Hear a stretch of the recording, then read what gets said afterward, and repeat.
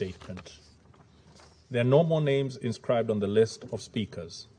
The meeting is adjourned.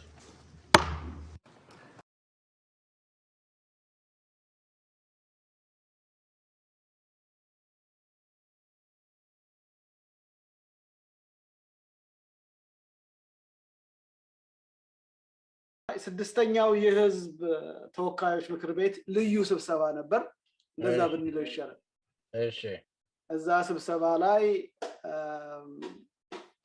የተከበሩ ጠቅላይ ሚኒስትር ወደ 20 ሰዎች ሹመዋል 20 ነው 22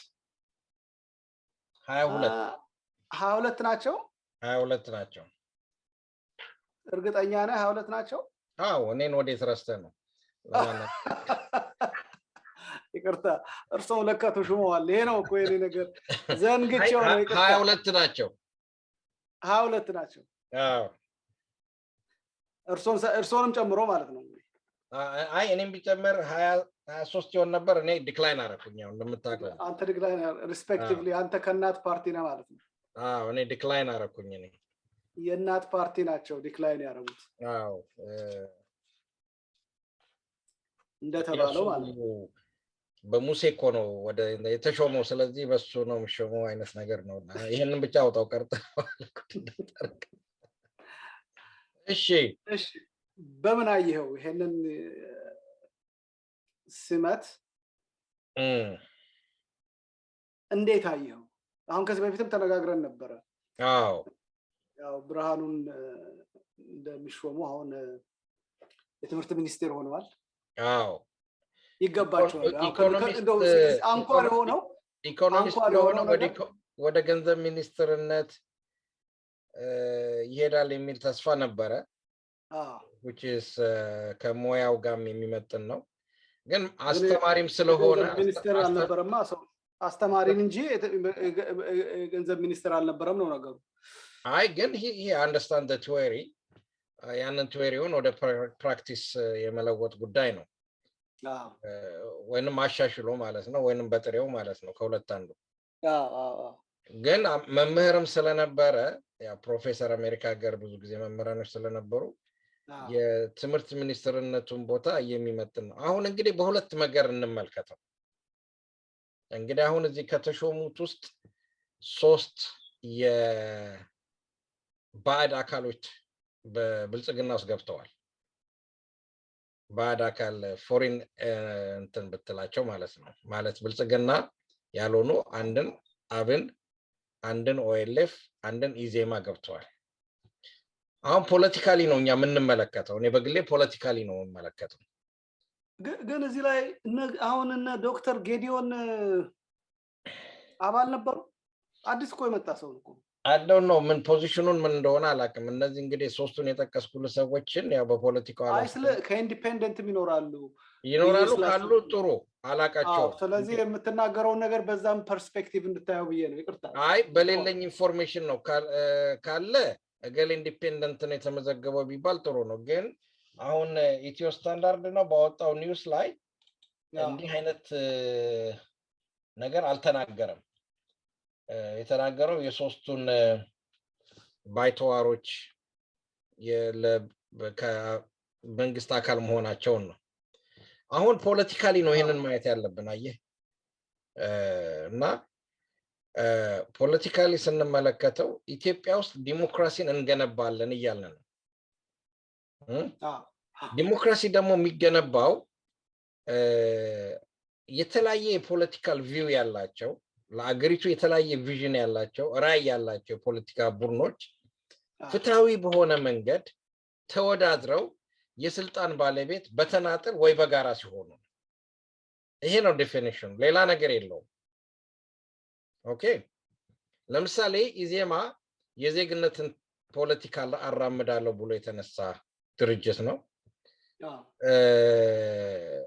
ኢኮኖሚክ ፖሊሲን በተመለከተ ከዚህ ቀደም እንደተነጋገር ነው እንደው ወጥ የሆነ እንደማር ፈሰስ የጠራ የፖለቲካ ሪዮት ዓለም ያለው የፖለቲካ ድርጅት የለም በበርሊን ከሁለተኛ ዓለም የቀዝቃዛ ዓለም ጦርነት መውደቅ በኋላ ወይ ኮሙኒዝም ፈረሰ ከተባለ በኋላ ፖለቲካል ሳይንስ በተለይ በርዕዮተ ዓለም ደረጃ በአንድ አቅጣጫ ፍሰት ላይ ያለ ብቻ ነው።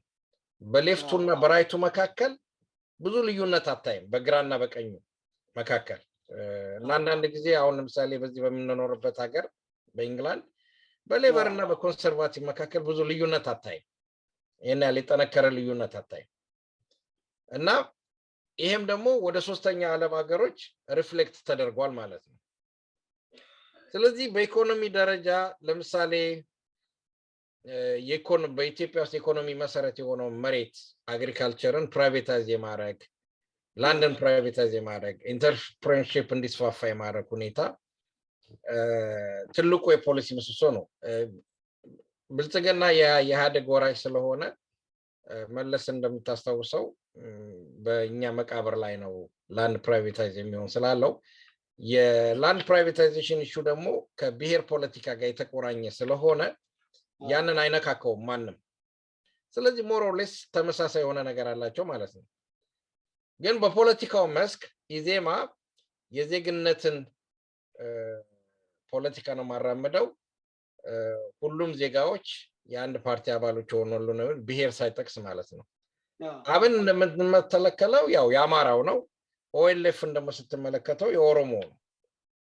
ኦኬ አብንና ኦኤልኤፍ ሪስፔክቲቭሊ በየራሳቸው ብሔር ውስጥ ይሄ ብሔረሰብ ተበድሏል፣ በዚህ ስርዓት ውስጥ ኢትዮጵያ በምትባለው አገር ውስጥ ተበድሏል፣ ፍትህ የለውም፣ ጎሎታል ብሎ የተነቃነቁ ድርጅቶች ናቸው ነበሩ። ጥሩ እንትን ነች። እና እነዚህ ሰዎች ማድረግ ያለባቸው ፖለቲካሊ ተወዳድረው ህዝባቸውን አሳምነው ወደ ስልጣን መጥተው የሚፈልጉትን ነገር ማስፈጸም ነው መሄድ ያለባቸው፣ ተቀባይነት ካላቸው ማለት ነው፣ እንደ ቲፒኤልኤፍ ማለት ነው አሁን እንደሚዋጋው። ነገር ግን የተፈጠረው ሁኔታ ምንድነው? ብልጽግና ማንም ሰው እንዳያሸንፈው ማጆሪቲ ሆኖ እንዲገባ የስቴት አፓራተሱን ማሽነሪውን ተጠቅሞ ምርጫውን አሸነፍኩ ብሎ ገባ። ኦኬ አሁን ገረፍ እያደረግን ነው ብዬ ነው። ልክ ነው። ጥሩ ጀምራል። አዎ። እና ይሄ ከገባ በኋላ እኛ እስከምናውቀው ድረስ ጥቂት ወንበር በአብን ሜቢ አይ ዶንት ኖ ምን ያህል ኢዜማም እንዳለው አንድ ወይንም ሁለት አይ ዶንት ኖ የለውም አይመስለኝም። ብቻ ያሸነፉት በተቃራኒ ወገን ያሸነፉታል። የተቀረውን በሙሉ ብልጽግና ነው የወሰደው። እንደምታውቀው በኦሮሚያ ክልል ማንም ከብልጽግና ኦሮሚያ ከብልጽግና ከሆዴድ ፖለቲካ ውጪ ማንም እንዳይንቀሳቀስ ታግዶ አብይና አብይ ብልጽግና ብቻ የተመረጠበት ሁኔታ ነው ያለው። በሶማሌም እንደዚሁ ትንሽ የተሻለ እንቅስቃሴ የታየበት የአማራ ክልል ነው። የአማራ ክልል አማራ ትንሽ የተናከረ አብን እንትን ብሏል። እንግዲህ ፖለቲካሊ እስከሚገባን ድረስ እስከዛ እስከተጻፈው ድረስ ምንድነው የሚባለው? ያንተን ሪዮት ይዘህ ያንተን አይዲዮሎጂ ይዘህ ያንተን ማኒፌስቶ ይዘህ ያንን ማኒፌስቶ ለህዝብ ሸጠህ ህዝቡ ተቀብሎ ህዝቡ ደግፎ ወደ ፓርላማ ትሄዳለህ።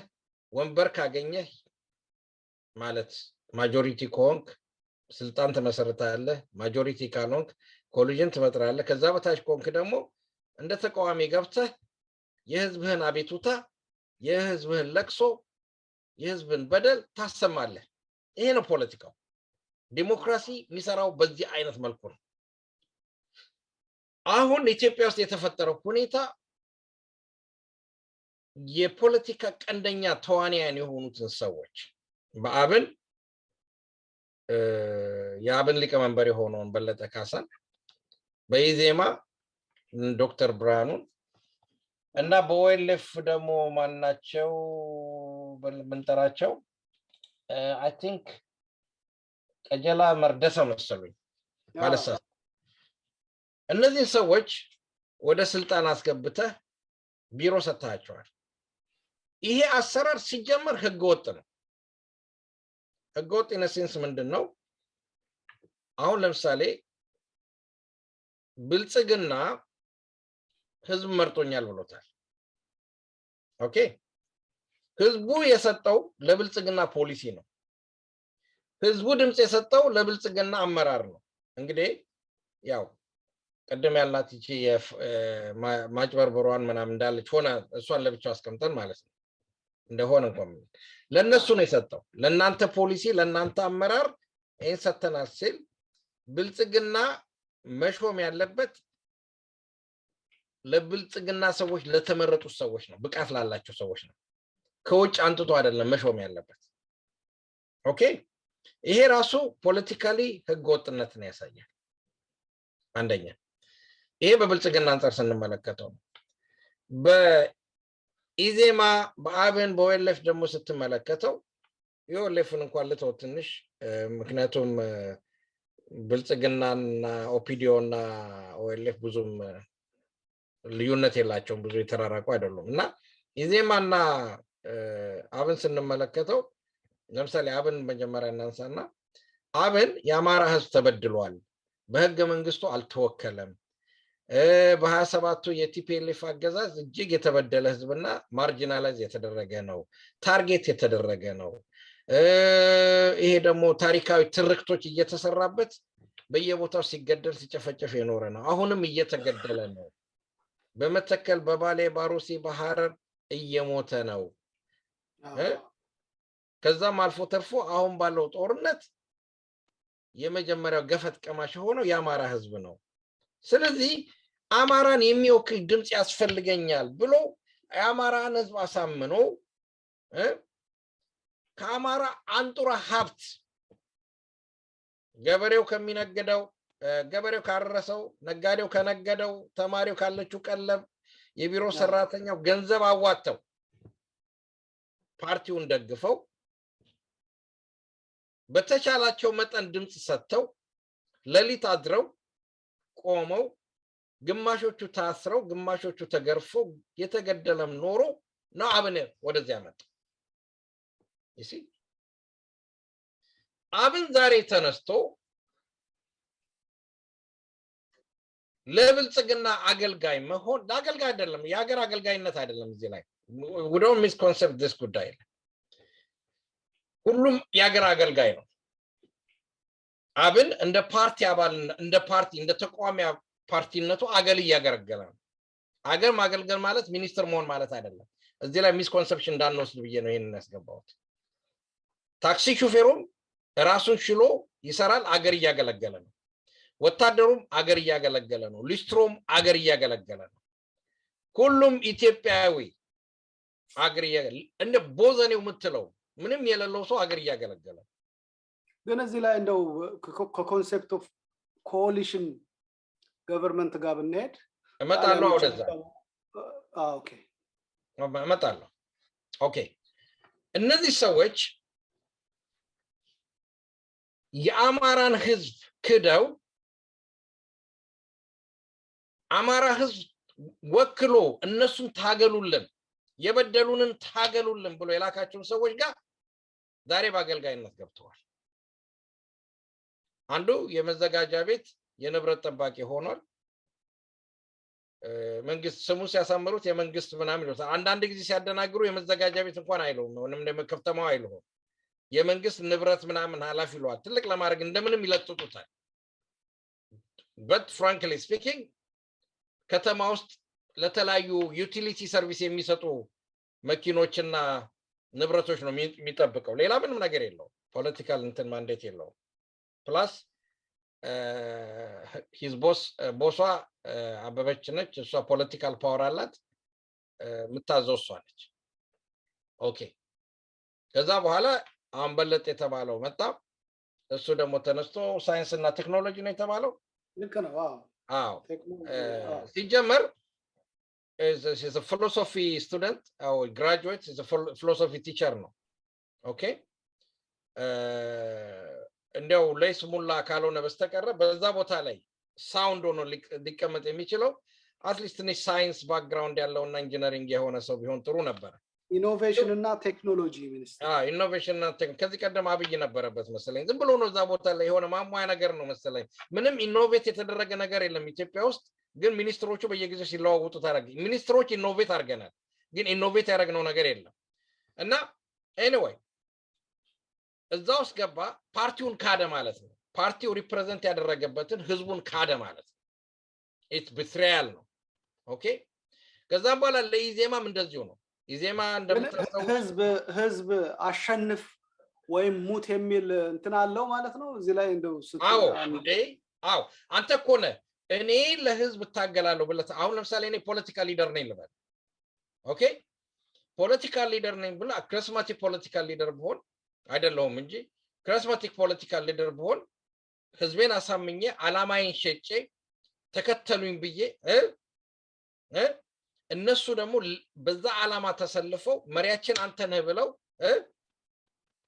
ሲከተሉኝ ለዛ ለተነሳሁበት አላማ ነው እንድሞት የሚያረጉ ለዛ አላማ ግዴታ መሞት የምትሏ ብቻ መሆን የለበትም ሊድ እንዳረጋቸው ለዓላማው ማለት ነው ኦኬ እስከ መጨረሻው እንደሄድ ማለት ነው እስከ ቀራኔው ድረስ ማለት ነው ተከትለው የሚመጡትም እነሱ ናቸው ለዛም ደግሞ እነዚህ ሰዎች በጉልበታቸው በእውቀታቸው በገንዘባቸው በህይወታቸው ነው ከኔ ጋር ተሰልፈው ያሉት ይሄ ደግሞ በተግባር የታየ ነገር ነው ቲዮሬቲካል አይደለም የሞቱ ሰዎች አሉ የታሰሩ ሰዎች አሉ የተገረፉ ሰዎች አሉ የተበደሉ ሰዎች አሉ የአብን አባል በመሆናቸው ብቻ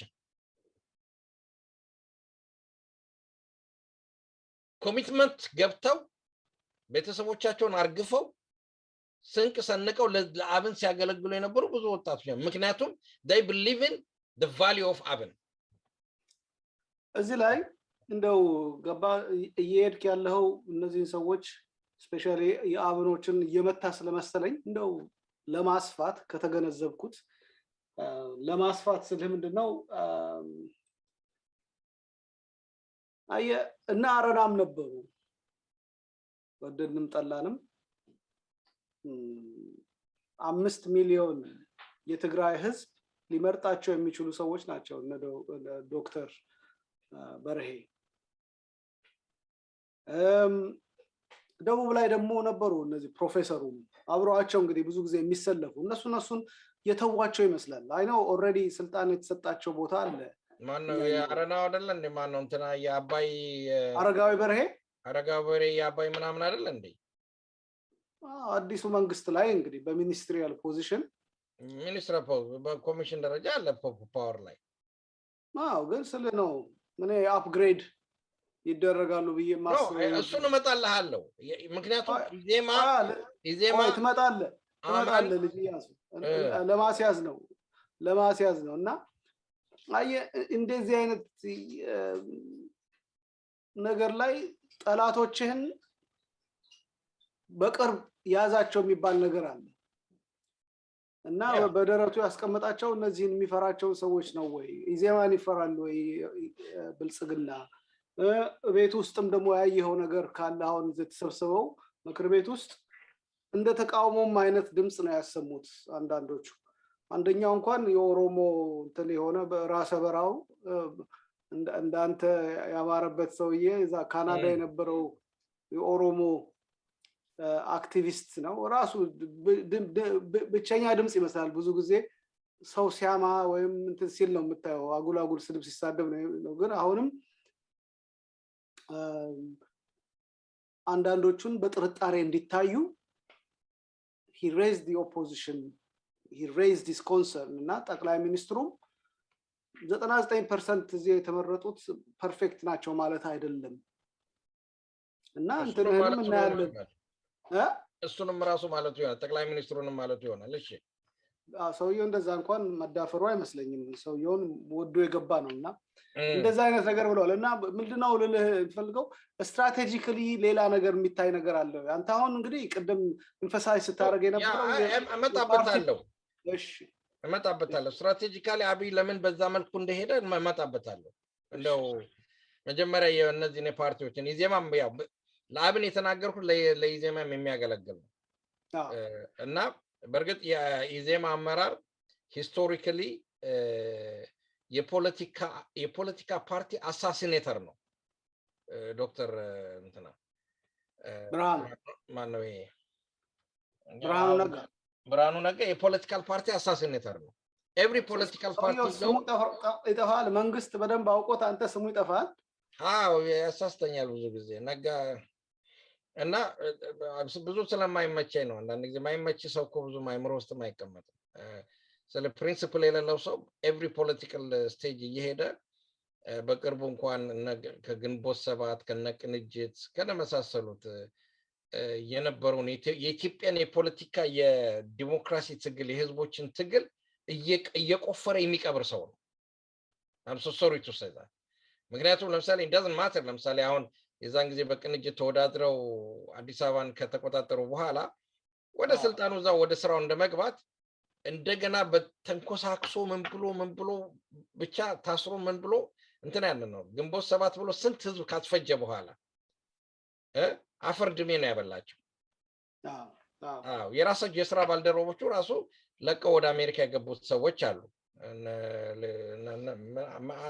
ምናምን ነው ማዘለቀ የሚባለው ሰው አይነት ነገርና ይሄ ሰውዬ ሂስቶሪካሊ የፖለቲካል ድርጅት አሳሲኔተር ነው እና አሁንም ኢዜማን ኦልሞስት ኮማ ውስጥ ገቶታል ማለት ይችላል ከእንግዲህ በኋላ ኢዜማ እንደዚህማ ሊቆም አይችልም ኦኬ ኢዜማ እንደዚህማ ሊቆም አይችልም አብንም እንደ አብን ሊቆም አይችልም ከእንግዲህ በኋላ ሁለቱም ፓርቲዎች የህዝብ ማንዴት አለን ብለው ወይንም የህዝብን ድምጽ እንቀበላለን ብለው ወደ ህዝብ መምጣት አይችሉም they are already sold out you see እንደ ማን ነው እንደ ይሁዳ ነው በዲናር የሸጡት ህዝቡ ሊትራሊ ማለት ነው እነዚህ ሰዎች ፖለቲካሊ አብይ ይሄን ለምን አደረገ ነው አብይ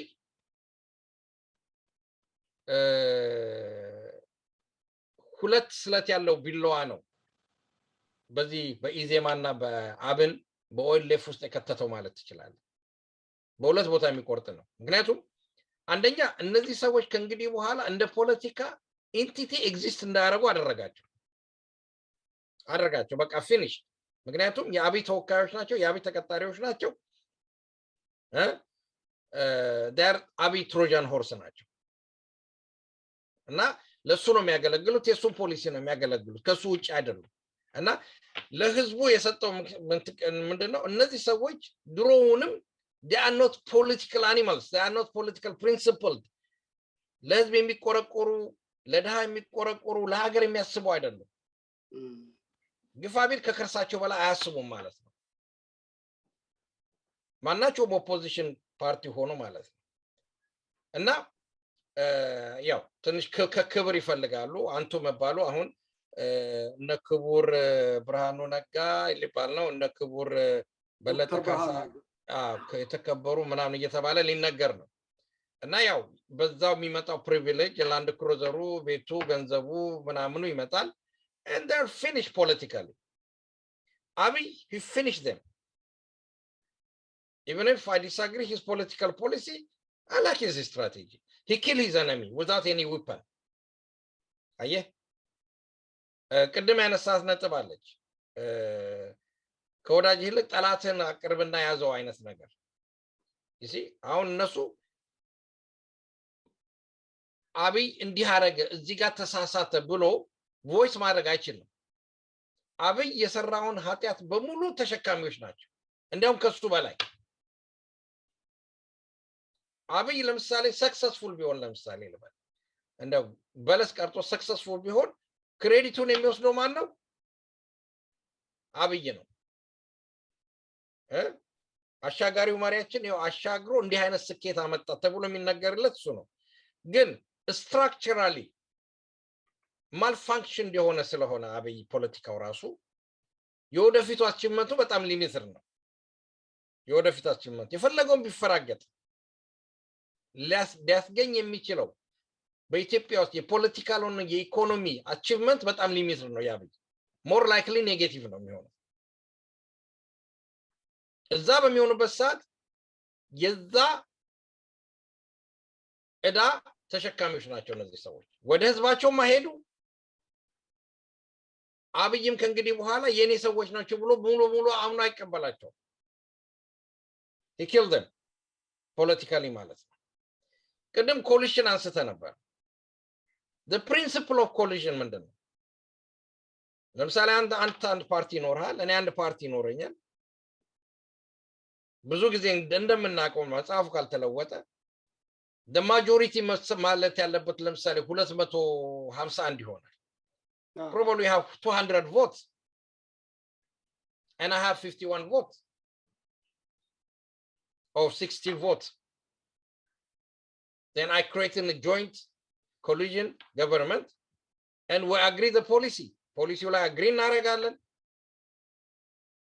የኔ ፓርቲ የተነሳበትን አይዲያ ትደራደራለህ ለምሳሌ you have serious issue ለምሳሌ አሁን ልበልና በትግራይ የተደረገውን ጦርነት ነገ ማቆም አለብን የሚል ከሆነ የኔ ፖሊሲ ይሄንን መስማማት አለበት ገቨርንመንት ነው ይሄ ዲሞክራሲ ባለበት ፍትህ ባለበት ነው ያ ሰው ያለ ምንም መንግስት መመስረት እንደማይችል ካወቀ ኦኬ ካንተ ጋር ስማማለሁ ብሎ ይስማማ ያለ በለዛ ከነሱ ጋር ሄዳሉ ሌሎቹ ያሸነፉ ሊኖር ይችላል probably they need another extra vote ከሌላው ጋር ከመሄድ በሶስት መሃል ላይ ሀ ቢኖር በሁለቱ መካከል መጫወት ይችላል ስለዚህ ያንን ኮሊዥን መንግስት ተፈጥራለህ በዛ ውስጥ የሚኒስትሪያል ፖዚሽን ትይዛለህ የራስህን ፖሊሲ ታስፈጽማለህ ማለት ነው that's why we call it collision government እንጂ ከፓርቲዎቹ ውስጥ ያገለግሉኛል ብለህ ቀንደኞቹን መርጠህ ሚኒስትሪያል ፖዚሽን መስጠት ማለት አፋቸውን እንዲዘጉ ጉቦ መስጠት ማለት ነው ጉቦ ነው የበሉት እነዚህ ሰዎች ጠቅላይ ሚኒስትሩ በዚህ መንግስት ያለው ሌብነትን ቶለሬት የማያደርግ መንግስት ነው ብለዋል ግን ሊትራሊ ይሄ ሌብነት ነው የተፈጸመው ኮራፕት አረጋቸው ነው የምትለው ኮራፕት አረጋቸው በቃ ምክንያቱም እነዚህ ሰዎች የሌላ ሰዎች ናቸው እኔ ጠቅላይ ሚኒስትሩ probably ልበልህና በአንድ በብልጽግና የተመረጠ ሴት ወይንም ወንድ from anywhere ይሆን ኦኬ ተማረም አልተማረም ሚኒስትሪያል ፖዚሽኑ ያ ሰው ቢወስድ ነው የሚሻለው ባይነኝ ትክክለኛ ፖለቲካን ከሆነ ግን የተማረ ሰው አይጠፋም እዛ ውስጥ ለዛ ፖዚሽን የሚመጥን for that matter ቅድም እንዳልኩ በለጠ ካሳ he's a philosophy student okay he's not engineer he's not a scientist እንደው literally እንደዛ አይነት ቦታ ላድርግ የምትችለው ያም ባክግራውንድ ያለው ሰው እንኳን ቢሆን ጥሩ የጨበራ ስራ መሆኑን የምታውቀው በዚህ ነው ታነሳና ሚኒስትር ሽቦ በቃ አሁን ለምሳሌ ማን ነው ይሄ ቀጀላ መርደሳ የቱሪዝም ተባለ tourism is dead in Ethiopia it's dead ላሊበላ ናሲዘ አክሱም ላይ ጦርነት ያካሄድክ which is the icon of tourism in Africa tourism አይደለም ወፍ እንኳን ማትበርበት ሀገር ሆነችበት ቦታ ነው በላሊበላ tourism minister ብለ ተሰይሟል ይሁን ግዴላ you see what I mean meaningful አይደለም sincere አይደለም ውስጣቸው ያለው የፖለቲካል እንትን አሁን አብይ ፌል የሚያደርግበት ምክንያት ምንድነው አብይ ፌል የሚያደርግበት ምክንያት የሚሰራው ስራ sincere ስላልሆነ ነው ቅንነት የጎደለው ነው you see እሱ how I can secure my position political position እንዴት የኔን ጠላቶች እግራቸውን በጓያ አሽመደምዳቸዋለሁ ጓያውን ብሯን በላት V8 በለው የኪራይ ቤቶች ቤት በለው አበል በለው ልዩ ምናምን በለው ይሄንን ተደምርና በ25000 ወይ በ20000 ብር ላይ ሌላ ደማምረ 50-60 ሺህ ብር ስትተዋለ ጠቅላላ ቤኔፊቱን በአመት ውስጥ ወደ 600,000 ወደ half a million የሆነ ቤኔፊት ሼር የሚያደርግ ይሆናል ከአዲስ አበባ ዩኒቨርሲቲ አስተማሪነት የተሻለ ነው ማለት ነው ክብርም አለው ይሲወራምን እና ይሄ ነው የተፈጠረው አብይ cynical way I can say well done to kill your enemies in this way ከሽብር አለማፋፋሙት ደርግ ቢሆን ኖሮ ከሽብር ነበር የሚያፋፋሙበት ይሄ ደግሞ ስልጣን እያሰጣ ያሽመደምዳል ግን አንድ እቺን ነገር ልበል ግን ትልቁ የገደሉት ነገር ቢኖር ምንድነው ኢትዮጵያን ነው የገደሉት እነዚህ ሰዎች ኢትዮጵያን ነው የገደሉት ኢትዮጵያን ዲሞክራሲ ነው ያጨለሙት you see እነዚህ ሰዎች ኢዜማም አይ እኔ አልፈልግም ስልጣኑ ይቅርብኝ በፓርቲ ውስጥ ያገለገልኩኝ አዲስ ሊደር መርጬ የሚቀጥለው ምርጫ እወዳደራለሁ አንድ አብንም እኔ ይቅርብኝ የኔ ህዝብ የአማራ ህዝብ ነው ኦኬ እርግጠኛ ነኝ እነዚህ ሰዎች አበልም ምናም በፓርቲው ሊኖራቸው የሚችለው probably a million ብር ሊኖራቸው ይችላል አብኖች ራሳቸው they can afford የሱን living expense ለመንተን ቤት ላይ ሰጡት ይችላሉ ግን ላዳ ልንሰጠው እንችል ነበር ይሶራሚን ፕሪንሲፕል ያለው ሰው ቢሆን ኖሮ for that matter እነ ሆቺሚን በእግራቸው ነው ሄዱት እነ ማኦሴቱን በእግራቸው ነው ሄዱት you see እነ ማህተመ ጋንዲ ራቁታቸው ነው ልብስ እየሰፉ የለበሱት we need that kind of inspiration leaders not ስልጣን በመጣ ቁጥር ባቡር ላይ የሚንጠለጠል አርፋ ይሄ በቀደም ስንዋይ ነበር አይደለ እዚህ ሐረር ልጆች መጋላ ትቆማለህ አውቶቡስ ተራ ሐረር መጋላ ወደ ጅጅጋ ሜል ከሆነ አርፈ ትከዛለህ ወደ ድሬዳዋ የሚሄድ ከሆነ ወደዛ ትሄዳለህ ከሁለት አንዱ ጋር you see እንዲህ አይነት ፖለቲሻን ልትሆን አትችልም አርፋ ይወጣ አርፋ ታውቃለህ አርፋ ማለት ባቡር ላይ የሄደ መውጣትና መውረድ ማለት ነው ኦኬ መንጠልጠል ነው ባቡሩ ሲሄድ ትንጠለጠላለህ ይዞ ሄድና አንድ ጣቢያ ሲደርስ ትወርዳለህ ትኬት አትከፍልም ሲመለስ ደግሞ በሌላ ባቡር ደግሞ ተንጠልጥለህ ትመጣለህ ወደ ገባህበት አርፋ ይባላል በሐረኛ ቋንቋ ፖለቲካ አርፋ የሚጫወቱ ፖለቲካዎች ያስፈልጋሉ ያኔ በፈረንሳዩ ባቡር ላይ ይሆናል አልኩ በፈረንሳይ ባቡር ላይ ያሁኑ የለም የቻይናው አይሆንም እና ይሄ ነው የኔ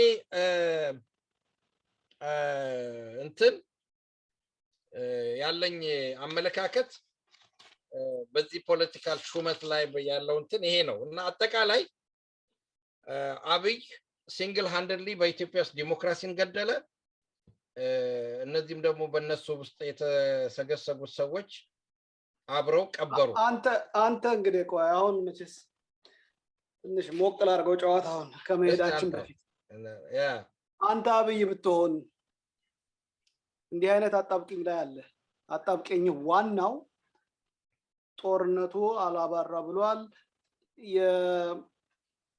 የምርጫው ያረከው ምርጫም ተቀባይነት ነው ታካለ እንዳጭበረበርክ አብይ እንዳጭበረበረ እኮ ያውቃል ለዚህ እኮ ነው እሺ guilty feeling እንከን አልጭበረበርኩ አይደለም ያለው እንከን እንዳለው ታውቃለህ ማለት አይለህም አብይ ገባ አሁን ከሱ በፊት የነበረው ጠቅላይ ሚኒስትር ነፍሱን ይማረውና ብሌተንትሊ 99.9% አሸነፍን ነው ያሉት ትናንትናም ኢትዮጵያ ውስጥ የናል ዲሞክራሲ ኖሮ አያውቅም እኮ ትናንትናም ትግራይም ላይ እንደዛው ነው የተደረገው ምርጫቸውን ይጫወታሉ እዚህ ላይ ግን ሰው የመረጠው ለሰላም ነው ሰላምን ሊያመጣ የሚችለው አንዱ እና ብቸኛው ብልጽግና ነው የሚል ሴንቲመንት ነው ብለው ነጮቹም ይሄዱ የጠየቁት ጋዜጠኞችም ሰውን ለሰላምና ለመረጋጋት ነው የመረጥኩት ነው የሚሉትና እንግዲህ በአሸናፊነትም ከዚህ የወጡት የዚህም ትግል ፍሬ የሆኑት ዶክተር አብይ ናቸው እሳቸው ይምሩን የሚል አይነት አዝማሚያ ነው ያለውና አንተ እዛው ውስጥ ገብተህ ነገር ግን እንዳልከው ትንሽ እንደው በህሊናህም ችግር እንዳለው ምርጫው ከዛ የበለጠ ደግሞ አሁን ሀገር ግንባታ ላይ ነው ያለው ኮንስቲቱሽኑ መስተካከል አለበት ባንዲራው መስተካከል አለበት የትግራይ ሁኔታ በሰላማዊ ማለቅ አለበት በጦርነት እንደማያልቅ ልብ ያውቀዋልና ይሄ አሁን ያረከው አዲሱ ሹምሽር ጩኸት ሊበዛበት የሚችለው ከኦፖዚሽን ሳይድ ነው ከዚህ ኦፖዚሽን ስለ ኮምፕሊትሊ ኦፖዝ ሊያደርጉ የሚችሉት የቲፒኤልኤፍ እና የኦኤልኤፍ ወይም አክራሪ የምትላቸው ሁለቱ ጽንፍ ላይ ያሉት ናቸው ሌሎችም ሊኖሩ ይችላሉ ከዛ በላይ በለዘብተኝነት አብሮ ይቆም ይመስላል ከዚህ በፊት ጠላት የምትላቸው ስለዚህ ለነሱ you probably given them a token of gesture so we're in it together አብረን ቆም ስትል እንዳልከው በኮንሺየስሊ እንዳልከው አንተ አይ አልፈልግም ካንተ ጋር በዚህማ ሊሆን አልችልም እዛው እንደብጥት ነው ምለው እኔ እሱም በሆን ሌሎቹም በሆን እንደዚህ ነው የምላቸው ምክንያቱም እኔ ፓርቲ ፖለቲክስ ይበልጥብኛል ነው የምትለው እነሱ ግን ፓርቲ ፖለቲክሳቸውን ሲያስቡት ምናምን ካልኩሌቲቭ ሆነው 5 አመት ካሁን ወዲያ እኔ 65 ነኝ 70 አመት ሊሆነኝ በ70 አመት ማንንም ዞር ብሎ ያያየኝ ብርሃኑ ነጋ 4 አመት ከጨመርክለት he's over 65 he's the last leg of his political life ስለዚህ ለነዚህ ሰዎች ምንም ኦልተርኔቲቭ ነገር ሊኖር አይችልም እጄ በረሃ ገባለው እንዳይል የበረሃውን ጉዳይ ያያየ ነው እነዚህና ዶክተር አሜን አዳዲሶቹንም ብታይ አብኖችንም ብታይ the only way as an option እንዲህ አይነት ነገር ጀስተር ከመጣላቸው ውስጥ መሃል ገብተን እንቀይራለን የሚል ስሜት ነው ያላቸው እንጂ አንተ በመታየው አላየውም ነው ምለው ግን አንተ ነው ብትቀመጥ ዙፋኑ ላይ በጣም አሁን የኮረኮረኝ ነው ያህል ዙፋኑ ላይ ብትቀመጥ ዙፋኑ ላይ ብትቀመጥ ምንድነው የምታረገው ጥሩ ጥያቄ ነው አሁን አመጣሽ ጨዋታውን አለ ሰውየው ምንድነው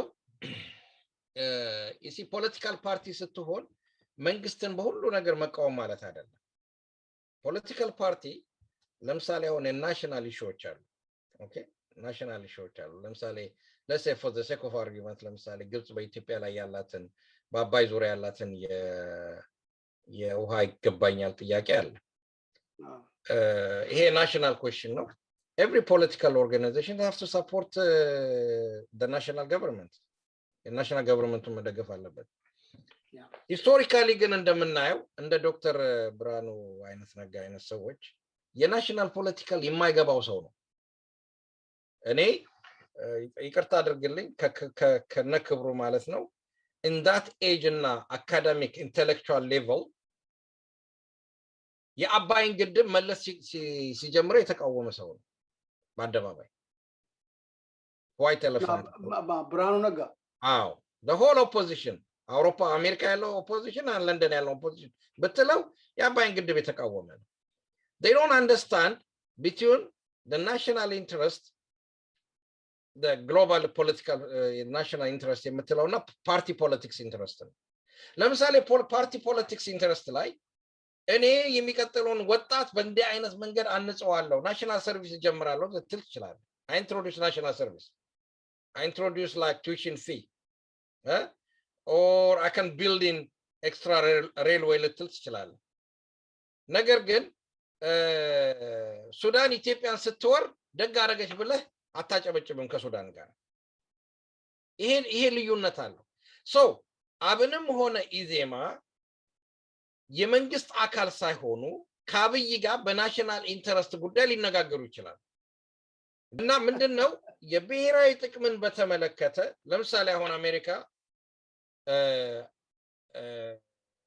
የምታረገው ተጽዕኖ አለ አሜሪካ የምታረገውን ተጽዕኖ ፊርሲሊ ካብይ ባልተናነሰ ሁኔታ አቃወማለሁ ነው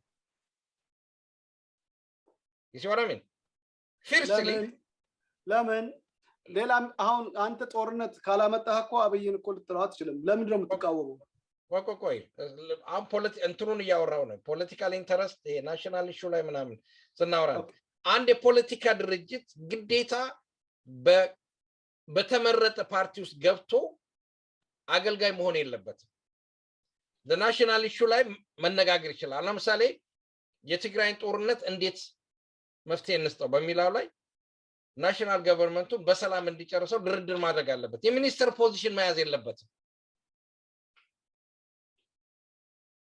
see ያብይ sorry አልናገረውም ይሄን አገልጋይ መሆን የለበትም ይሰራም ከዛ ውጭ ሆኖ ኢንቴግሪቲውን ጠብቆ ፕሪንሲፕሉን ያራመደ ከአማራ ህዝብ ጋር ወገናዊነቱን አይቶ ኢዜማም ከዜግነት ፖለቲካ ጋር እንትን አንስቶ ያንን ነው አይ ካለ ዲፌክት አርጎ መግባት ይችላል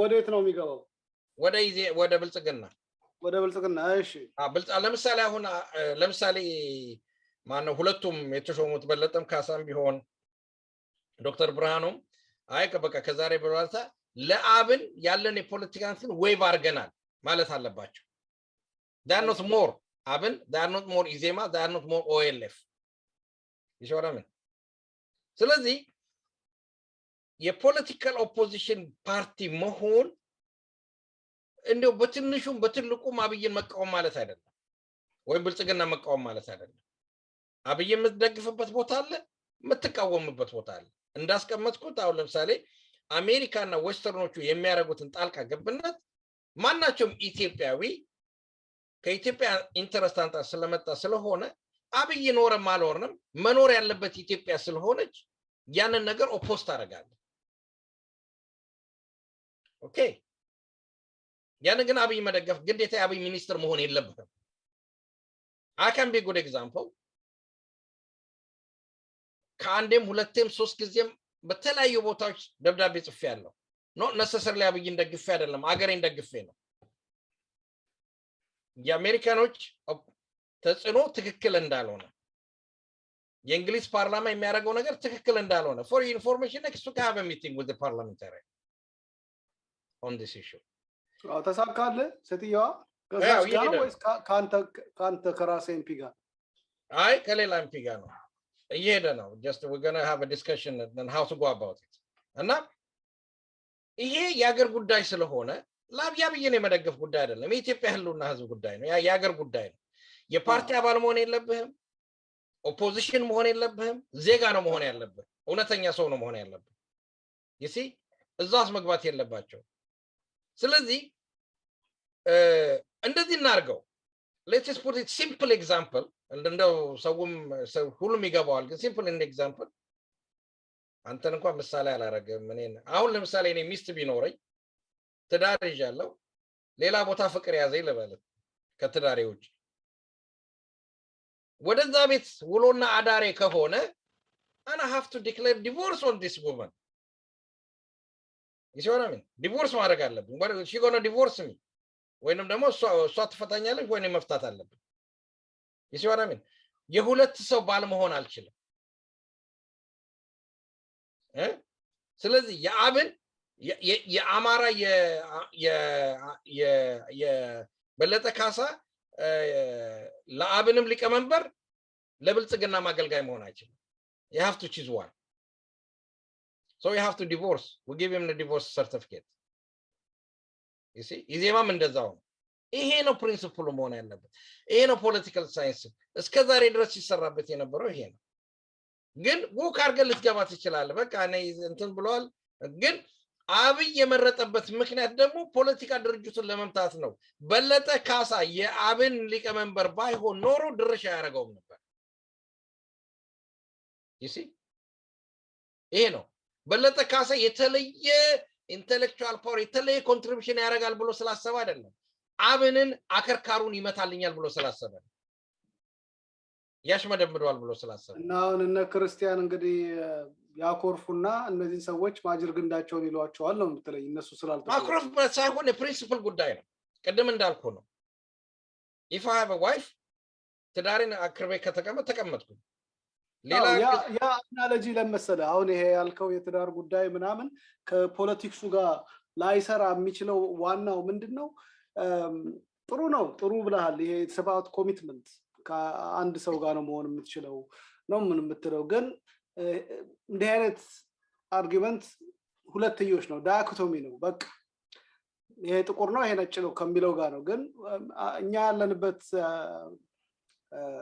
የውቀት ማማ መልቲቨርስ ነው ስለዚህ የተለያዩ ነገሮች እንዳሉ ጎኖች እንዳሉ ነው እንግዲህ ዓለማችን ላይ የመጣው ድሮ የምናውቀው ዩኒቨርስ አሁን መልቲቨርስ ዩኒቨርስ እንዳለ እናውቃለን ሰባቱ ሰማያቶች አሉ ብለው አባቶቻችን ሲያስተምሩን ዘግተን አሁን ወደዛ ደርሰናል ወደ 12 አደርሰናቸዋል ሰማያቱ ዩኒቨርስን እንኳን እይታችን የተለያየ ነው ፊዚክስ ራሱ እዚህ ዩኒቨርስ ላይ እና የሚቀጥለው ዩኒቨርስ ላይ የተለያየ ነው ያለ አሁን ሳይንስ ይነግረናል አሁንም የፖለቲካል ዳይሜንሽኑም በዳይሬክቶሚ ሳይሆን በሁለትዮሽ ሳይሆን for the greater cause እዚህ ላይ serving the people saving the nation so called status quo ኢትዮጵያ የምትባለውን አገር ለማዳን እና ቲፒኤልኤፎች እኮ ያሉት እኮ ሌላኛው ዓለም እንወርዳለን እንጦሮጦስ እንወርዳለን ገሃነብ እንወርዳለን አንተ ያላወቁት ነገር አለ ሲኦል እኮ ዋን ዌይ ቲኬት ነው ያለ ነው ብለውታል እንግዲህ ዳይኮቶሚ ነው አሁን ዋን ዌይ ቲኬት ነው there's no two way ticket ግን እነዚህም ሰዎች አሁን ኢትዮጵያን ለማዳን ከናንተም ጋር እንሰራለን ኢትዮጵያ የምትባለው አገር ካልኖረች our vision ይሄ greater ኦሮሚያ greater ትግራይ greater whatever የሰባት ቤት ጉራጌ አማራ ምናምን የምትለው አይኖርም ምክንያቱም እቺ ኢትዮጵያ የምትባለው አገር ራሷ እስከ ጆሮዋ ድረስ በዳ ዘፍቀናታል ያበደሩንም ሰዎች እኛ እንኳን ነገጧት ታላቋን ኦሮሚያ እናቋቁም ብንል ዝም አይሉንም ነገጧት ታላቋን ትግራይ እናቋቁም ብንል ዝም አይኑልም የሚል አይነት ስሜት መጥቷል ስለዚህ ለመስራት እንዴ ቲፒኤልኤፍ እኮ እየሮጠ እኮ ያለው ለመስራት እኮ ከኦነግ ሸኔ ጋር እኮ ነው ከኦኤልኤፍ ጋር እኮ ነው ከግብጽ ጋርም ለመስራት ፈልጋለሁ 27 አመት ሲዋጋ የነበረው ከ40,000 ጦር በላይ በአንድ ሌሊት እምሽክ አርጎ የገደለበት ትላንትና የሆነ ነገር ነው ማወራ ቲፒኤልኤፍ ከነዚህ ሰዎች ጋር ለመስራት ተወዳድሯል ለምን ምክንያቱም ሁለታችንም ለሃዳዊ ስርዓት ለመጣብን ሊገፉን ነው የሚለውን ነገር ተስማምተንበታል ስለዚህ አብረን መስራት እንችላለን ብለው እየሄዱ ነው ስለዚህ እነዚህም ሰዎች አሁን በአንድ በዚህ በዳይኮቶሚ ብቻ ሳይሆን በሌላም መልኩ ማየት ያስፈልገናል እኛ ለምን እኛ ምንልህ እንግዲህ ኢትዮጵያን ለምን ነው እኛ ኢትዮጵያውያን ነው ማለት ጎደልክም ጠላህም እነዚህ ሰዎች ኦፈር ያረጉልህ ያለው ነገር ምንድነው ለሰላም ለመረጋጋት ለብልጽግና ሲባል እኛ እዚህ ድረስ መተናል ብለዋል ዶክተር አብይ ስልጣናችንን ይሄው እየተጋራን ነው እኔ ብዙ ሚኒስትሮች እዛ ኪዋፕ ያረጉ ሰዎች አሉ ለነሱ ሰጠው ነበር ግን ይሄን ሰውዬ መስጠት አለብኝ ምክንያቱም ከዚህ በፊት ታግሏል በአጠገቡ ያሉትም ሰብስቦች ይሄን ይፈልጋሉ ስልጣን ሀገርን የማስተዳደር ይፈልጋል በሚኒስትር ደረጃ ያውቀዋለሁ ኔክስት ታይም ከሻለ ገልብጦ ይወሰደው የሚል ስሜት ነው ያለው እንደዛ አይነት ስሜት የለም ገልብጦ ይወሰደው የሚል ከተሻላችሁ አሸንፋችሁ ውሰዱት ብሏል አለበለዚያ እኔ ግን እምነቴ ግን ከናንተ ጋር አብሮ የመስራት ነው በምርጫ ነው በምርጫውን አሸንፈናል ፓርቲያችን አሸንፏል ቅድምም ሲመክራቸው ነበር በትምክታችሁን አውርዱ እያለ ምንለካው በመንሰራው ስራ ነው ህዝብ ነው የሚፈርደን ሲባል እኛ ምለው አሁን ደግሞ ህዝብ እንደተገልጋይ ከነዚህ ከፖለቲካ ሰዎች ውሸት ጦርነት ረገብ ብለው እነዚህ ሰዎች እየተሻሉ ነው የብሩህ ተስፋ ሊሰጡን ነው አዲስቷን ኢትዮጵያ ሊወልዱ ነው ነገ ጧት እኩልነት በምርጫም የመስተዳደሩም ሁኔታ ጥሩ ይሆናል ሊመጣ ነው ብሎ በበጎ እንዲያይ ነገ ጧት ከህዝብ ከመንግስቱ ጋር ለመሰለፍ ህዝብም አስፓየር እንዲያረጋባ ትልቁ ነገር አታርግ ይሄ በዳይኮቶሚ ነገር ያለ ነገር ምንድነው ይሄ ማድረግ ይፈቀድልሃል ይሄ አይፈቀድም ነው ነገሩ ትችላለህ አትችልም ነው እሱን አይደለም ያለው ሁሉም ይቻላል ከኦፖዚሽንም ጋር መስራት ይቻላል ከሚስትህም ጋር ከውሽማህም ጋር ከባላንጣ ጋር ልክ እንደ ሰለሞን መኖር ትችላለህ ብሎ ከመጣ ምን ልትል ነው አንተ? አዎ ጥሩ ነው። እንደ መሐመድ መኖር ትችላለህ ብሎ ከመጣ ምን ልትል ነው? ይሄ this is a perspective you have to respect and adhere ማድረግ አለብህ ብዬ ነው የሚያስበው። ኢምፕሬስም ማድረግ አለብህ to an extent። አሁኑ ግን መቀጥቀጥ ከጀመርክ ችግሩ ምንድነው? እድሉ ተሰጥቷቸው እድሉን እንዳይጠቀሙ አንደኛ ኦፖርቹኒቲውን መግደል ለነዚህ ሰዎች፣ ሁለተኛ ደግሞ ሊመጡ የሚቻሉ ነገሮች በበጎ እንኳን የምናስባቸው ሊመጡ የሚችሉ ነገሮች ማደናቀፍ ይሆናል የሚል የሚታየው ይሄ በብዙዎቹ ይታይ ይችላል እና ብዙዎቹ የተደሰቱበት ይመስላል። የፓርቲም ሰዎቹ የተደሰቱበት ይመስላል። አንዳንዶቹም አንተ ባልከው መጠን በዚሁ በገዢው ፓርቲ በብልጽግና ውስጥ ያሉ ሰዎችም ዛሬ እንደሰማናቸው they are not happy። እሱ ብቻ አይደለም፣ ትላንትና አፉን አሹሎ ሲሳደብ የነበረ አሁን የህዝብ ተወካዮች ምክር ቤት ውስጥ የገባ አንድ አክራሪ ምላሱን ነክሶ ቃል እንደገቡት ማድረጉ ትልቅ ነገር ነው አለ። ግን አሁንም ሌቦች አሉ ምናምን ብሎ ነው የተናገረውና ይሄ የሚያሳይ ነገር ምንድነው? ቶለራንስ የሚባል ነገር እየመጣ ነው። ቶለራንስ ማለት እኮ ጊቭ ኤንድ ቴክ ማለት እኮ ነው እና በዳይኮቶሚ ብቻ ሊሰራ አይችልም። መልቲ አንግል ማየት አለብን ብዬ ነው የማስበው እና አንተም የፖለቲካ አስተሳሰብህ ከዛ ጋር ቢሆን ነው እንጂ አብዮታዊ ኢትዮጵያ ወይ ሞት ምትል ከሆነ ችግር ነው ማለት ነው። ኖ አንድ የዘነጋኸው ነገር አለ እዚህ ጋር ላስታውስህና ትልቁ ችግሩ መሰለ ብዙ ጊዜ ሶሻል አርጊውመንት ወይንም ደግሞ እንደዚህ አይነት ነገር ሲመጣ ነገሩን ከመሃል ቆረጥና ነው እንትኑ የሚሄደው ስናወራው ማለት ነው። ይሲወራው ያ ከሆነ ትክክለኛውን ፒክቸር አናገኘው። እባብን ወገቡን በቆርጠው ይሄዳል ይባላል፣ ያድጋል ይባላል፣ ወይ ይደናል ይባላል አይነት ነገር ነው። ጭንቅላቱን ካልመታው እና ምንድነው ልል የፈለኩት ይሄንን ነገሩን መሃል ላይ ስትቆርጠው እንትን ይላል። አብይ የብልጽግና ፓርቲ ትክክለኛ ለኢትዮጵያ ህዝብ የሚያስብና ስለ ዲሞክራሲ የሚጨነቅ ከሆነ ሁሉንም ህዝቦች አካታች እንዲሁም ከመሰከት ተፈለገ ስራው መሰራት የነበረበት ከስር ነበር። ይሰራም ያ ማለት ምንድነው? ምርጫው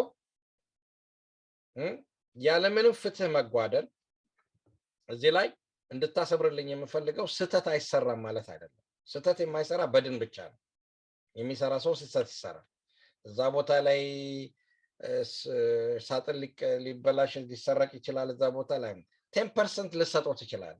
እንዲያውም ጀነረስ ሆነን 20% ልሰጠው ይችላል ለስተቱ። እንኳን እነሱ ቀርቶ በጣም ሲቪላይዝድ ሆኑ ዲሞክራሲ አይደለም የምንብላቸው ሀገሮች ስንት ጉድ አይተናል። it can happen። እኔ እሱን እያልኩ አይደለም። ስለዚህ ስናገር እንደው ፍጹም ነን ብዬ አይደለም። እኔም ተሳሳታለሁ፣ አንተም ተሳሳታለህ፣ ጠቅላይ ሚኒስትሩም ይሳሳታል፣ ኦርጋናይዜሽንም ሁሉ ይሳሳታል። ነገር ግን ሆን ብለህ የምትሳሳተው ስተትና በስራ ሂደት የምትሳሳተው ስተት የተለያየ ነው። ሆን ብለህ ማን ነው ሆን ብሎ የተሳሳተው? አብይ ነው፣ ብልጽግና ፓርቲ። ለምንድን ነው ሆን ብሎ የተሳሳተው የሚመስለው? ኦኬ ላመጣልህ ነው። በኦሮሚያ ክልል ራሱ ኢዜማ ባቀረበው ሪፖርት መሰረት እንዳይንቀሳቀስ ተደርጎ ብልጽግናና ብልጽግና ብቻ ነው የተመረጠው።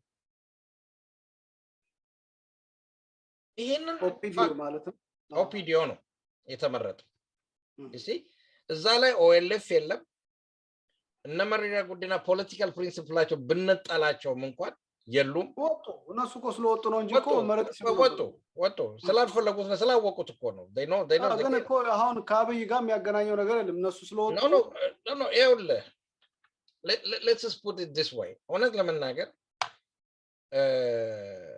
አንድ ለሀገር የምታስብ ከሆነ እችን ሀገር ወደ ተሻለ ደረጃ አሻግራታለሁ።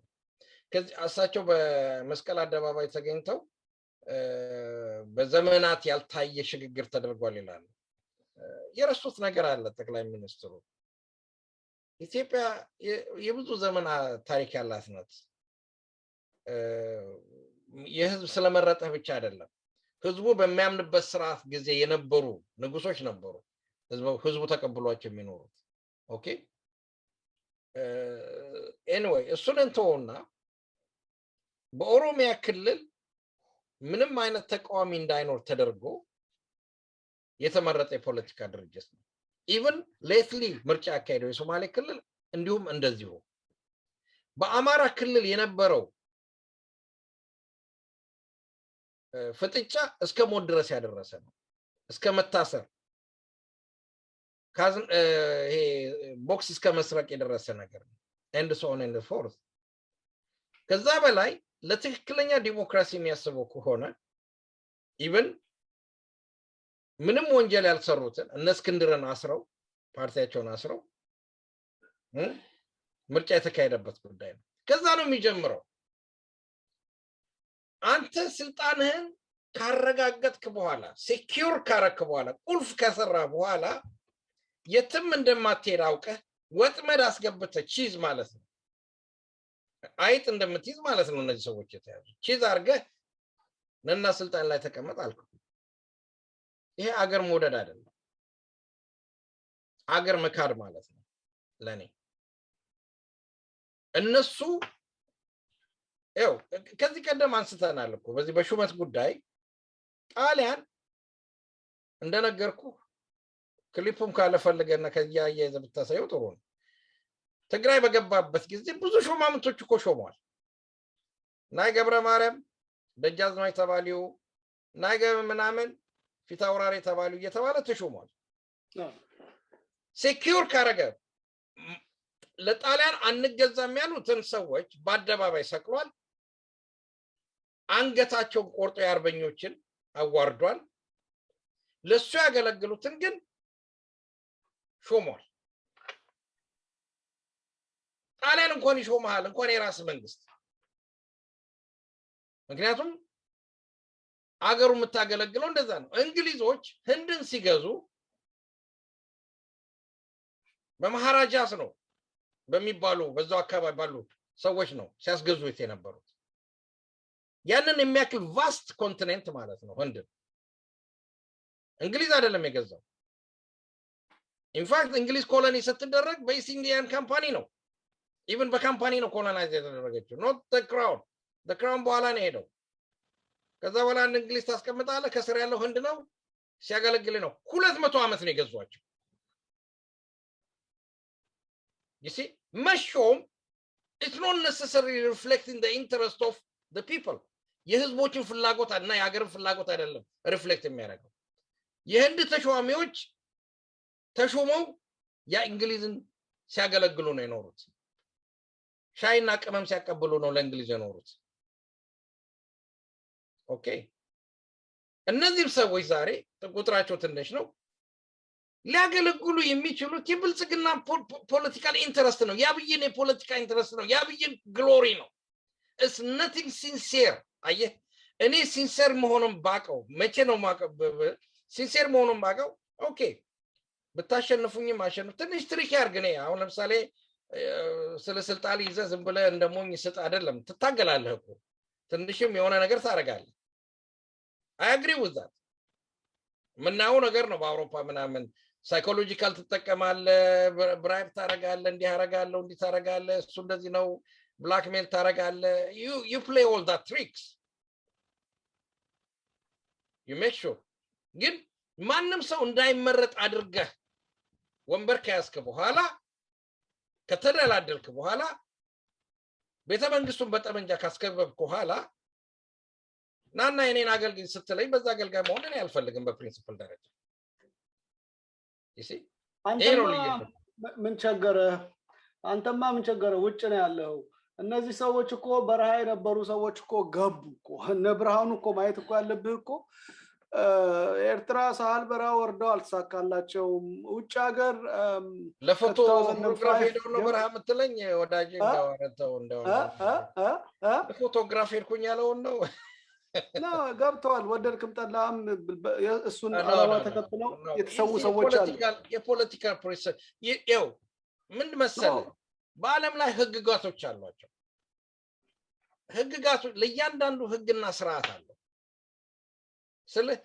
ሞራሊ የምትጠብቀው ነገር አለ አንዳንዱ ህግ ይወል ናለን ቮይድ አዲስ ስለሆነ ነገርኩኩ በዳይኮቶሚ ስትሰሂድና አይደለም በዳይኮቶሚ ፕሪንሲፕል ከሄድ ክልክ ነው ግን በመልቲቨርስ ከሄድን መልቲቨርስም አይደለም እኮ ይሄ መልቲቨርስ የምትለው እኮ ከመጀመሪያው የሚያደርገው ምን እንደሆነ መልቲቨርስ የሚሰራው ቆይ ይቅርታ አድርግልኝ መልቲቨርስ የሚያደርገው ምን እንደሆነ ታውቃለህ አንድ ጊዜ አሬ ተከበሩ አንድ ጊዜ አዳምጡኝ አድመጣኝ በተቋቋሙ መንግስታቸው እነዚህ ሰዎች እኮ አውቀው ነው የገቡት ምን ነብርሃኑ they could have said no አንተ በመትለው ፕሪንሲፕል አታውት አይደለም በያስባለሁ ያብንም ሰዎች አላጣውም እኔን ይያልኩኝ ያለሁት this politician they betrayed the people they follow them የተከተላቸውን ህዝብ የካዱ ናቸው እሺ አንተ ያለ ስሜት ካላቸው ምንድነው የሚመጣው እነሱ ላይ አሁን kick them out from the party ፓርቲውን ኢዜማ ውስጥ ያሉ ሰዎች ፓርቲውን ሴፍ ማድረግ አለባቸው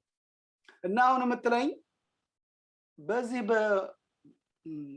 በጎራ ፖለቲክስ ላይ እዚህ በተቀመጡ ፖለቲክስ ላይ አሁን ስፔሻሊ ስልጣን ባገኙት ቦታ ላይ ችግር ይመጣል እነዚህ ሰዎች በአፍጤማቸው የሚደፉበት ሰዓት ደርሷል ነው የምትለኝ እሱ ነው የሚያሳየው የሚሆን አይደል ተደፍተዋል እንጂ ኦሬዲ ከዚህ በላይ መደፋት የለም አይደለም ጊዜን ሰጠዋለና ለምሰለ the moment you accept the moment you accept ትልቁ ችግሩ እዚህ ላይ ነው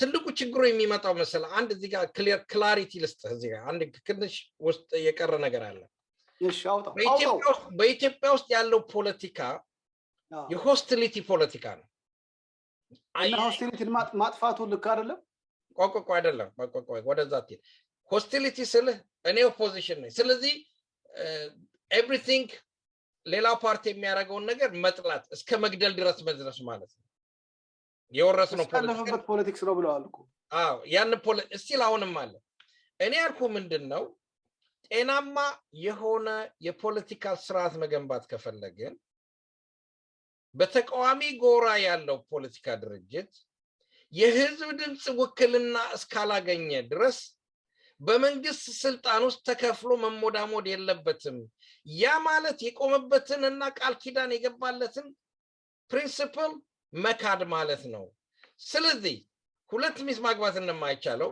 እንግዲህ በሌላ ከዚህ ወጥቶ ወደዛ መሄድ አለበት for that matter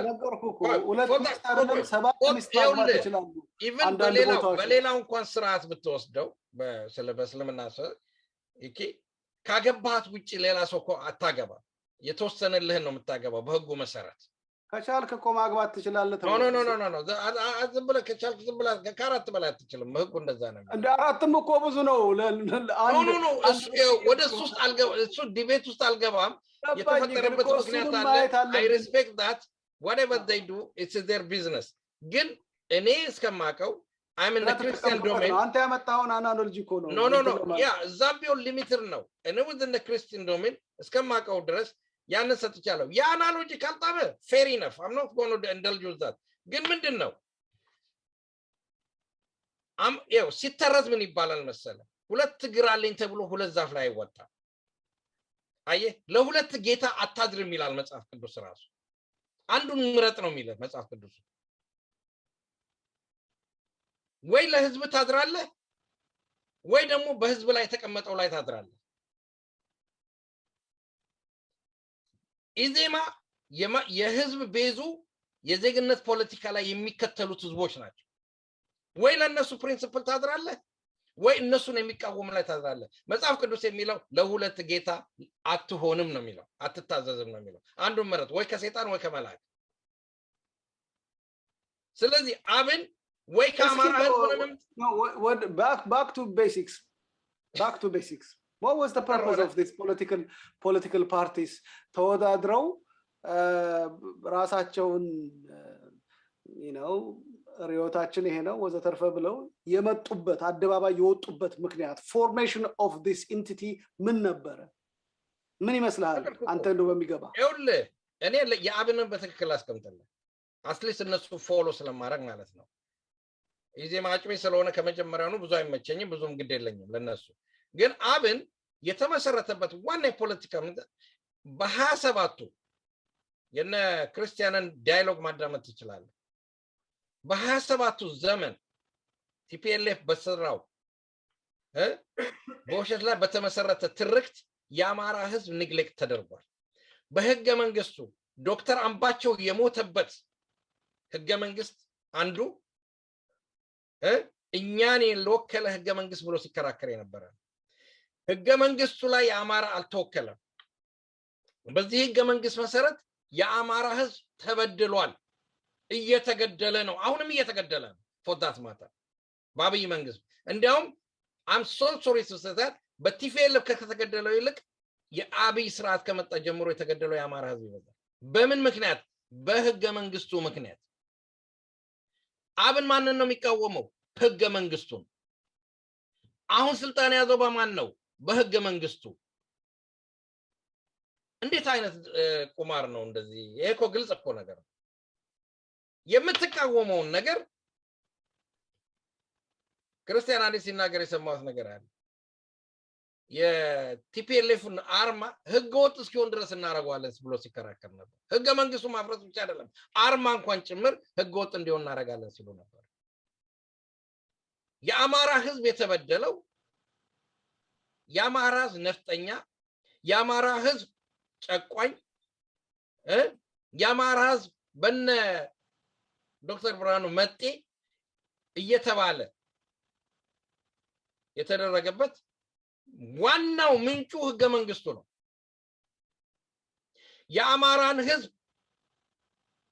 መሬቱን የነጠቀ ያስነጠቀ አሁንም እየሞተ ያለው በወሎ በሰሜን ጎንደር ይሄው ህገ መንግስቱ ነው ህገ መንግስቱ ለአማራ ህዝብ is a poison ነው ጣሊያን የመርዝ ጋዝ እንደ ረጨችው ሁሉ ቲፒኤልኤፍ ደግሞ የህገ መንግስቱን ረጭተዋለች ይሄንን ህገ መንግስት ለአንድ ህዝብ አለውጥም ለአንድ ህዝብ ሲባል አለውጥም ያለ መሪጋ ነው ዛሬ ሄደ ተቀጥረ መስራው come on let us the principle let's dignity ይኖረን እንጂ እና ያው ነው ፖለቲክስ እኔ መቼስ I'm trying to kind of balance ለማድረግ እየሞከርኩ ነው እንጂ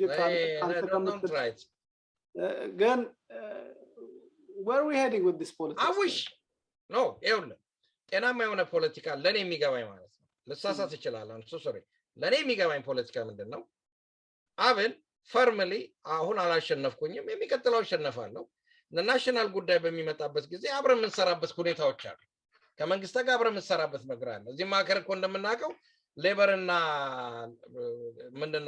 ምንድነው ጆይንት ፓርቲ ሚቲ እንትን ኮሚቴ ይባሉ አሉ they come together አንዳንድ ክራይሲስ ሲፈጠር ለምሳሌ እንደ ኮቪድም ሊሆን ወይንም ቴሮሪዝም ሲፈጠር አንዳንድ ሲሪየስ ሆነ ከአቅማቸው በላይ ሲሆን let's come together እናውራበት ብለው ውጭ ብለው ያወራሉ ይሰራሉ ወደንም ጠላንም እኮ በኢትዮጵያም እኮ እንደው እሱንም እንደው ለማየት ስላልፈለግን ነው እንጂ አዋጁ በሙሉ እኮ ስለ ህልውና ነው እና ይሄ ህልውና ጉዳይ እኮ ነው አሁን እኮ ኢትዮጵያ ትኖራለች ወይም ትጠፋለች ነው እኮ ቲፒኤልኤፎች ምን ኢትዮጵያ ፈርሳለች ነው አንዳንድ ጊዜ ይገርመኛል ይሄ ኢትዮጵያ ትኖራለች ትጠፋለች የሚለው ትርክት አውሽ ትጠፋለች የሚለው ሰው ትንሽ ፑሽ ባረገ ቀድሞ የሚጠፉት እነሱ እንደሆነ አቃል በጣም ማይኖሪቲ የሆኑ ቲፒኤልኤፍ ትጠፋለች ነው ማይኖሪቲ የሆነ ቲፒኤልኤፍ ማይኖሪቲ የሆነ ኦኤልኤፍ አንድ ልንገር ማን ነው የኬንያ ፕሬዝዳንት ስሙን ጥራልኝ ኡሁሩ ምንድነው ያለው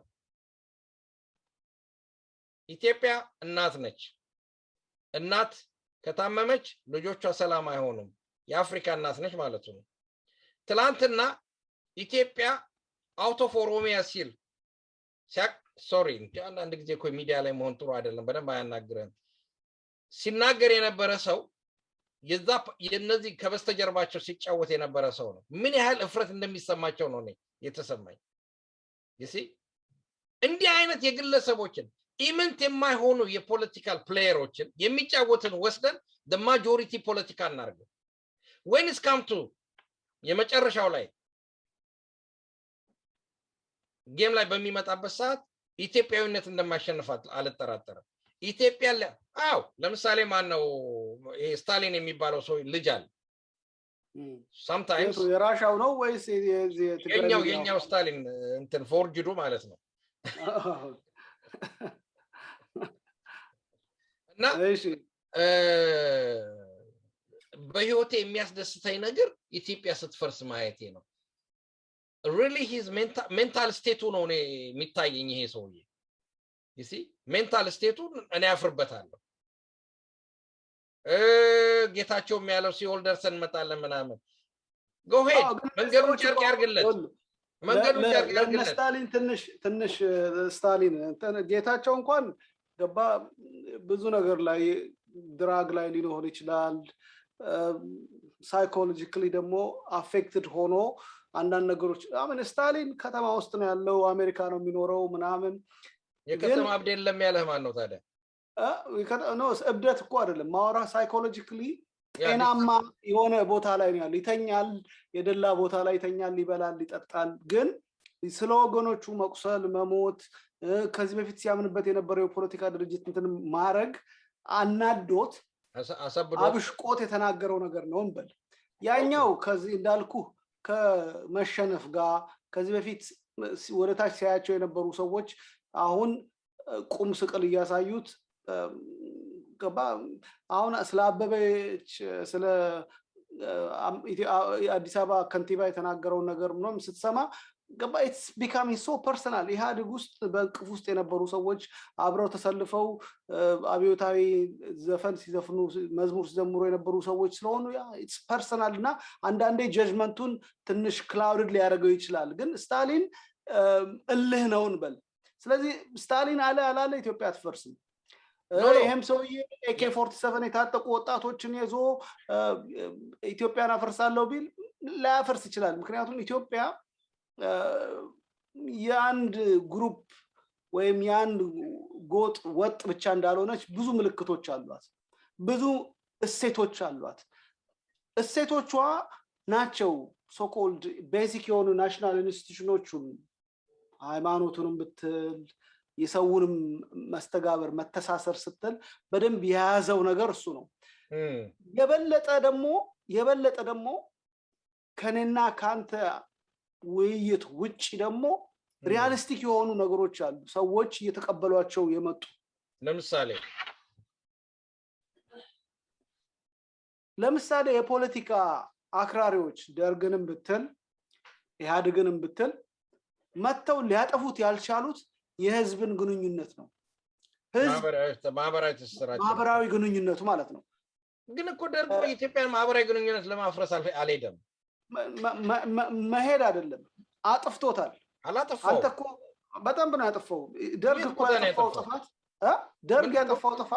ደርግ ያጠፋው ጥፋት ይኸውልህ ነው ኢንስቲትዩሽኖችን እንዳታምን ገባሁን ወያኔን ብቻ ነው እንጂ የምንሰድበው እኮ ከወያኔ እኩል እኮ ደርግም መወቀስ ያለበት ነገር ምንድነው አዳሃሪ ብሎ ሲፈርጅ የገዛ አባቱን እሱ ልጅ ነው እሱ የስርዓት ለውጥ ነው እኮ ይሄ የስርዓቱ ለውጥ ነው ማህበራዊ ስልጡን አይደለም ስርዓቱ ቢለዋወጥባትም ኢትዮጵያ የምትባለው ስርዓቱ የሚመጡት ጋጥ ወጦች ቢለዋወጡም ወስላ የምትቀብራቸው እሷ ነች ልጆቿ ናቸው ኖ አይደለም አሁን ለምሳሌ ደርግ ኢትዮጵያን ማህበራዊ እንትን አፈረሰ ስትለኝ አፈርሷል አማራን ተፈጨፈ ዋናው የገዢ መደብ ካለ ደርጎች ናቸው አማራ የምትለው አማራን አይደንቲፋይ አርጎ እንደ ገዢ መደብ ሲያይ የነበረ ከዚህ ሁሉ ስብስቦች አንዱ ደርግ ነው ደርጎችን ብታያቸው በብዛቱ ከዚሁ ከኤክስትሪም ቦታ ውስጥ መታውኛ ሞር ሴንትራል ነን በኢትዮጵያ አሃዳዊነት ወይም በኢትዮጵያ አንድነት እናምናለን የሚሉት ሰዎች በሙሉ ስታያቸው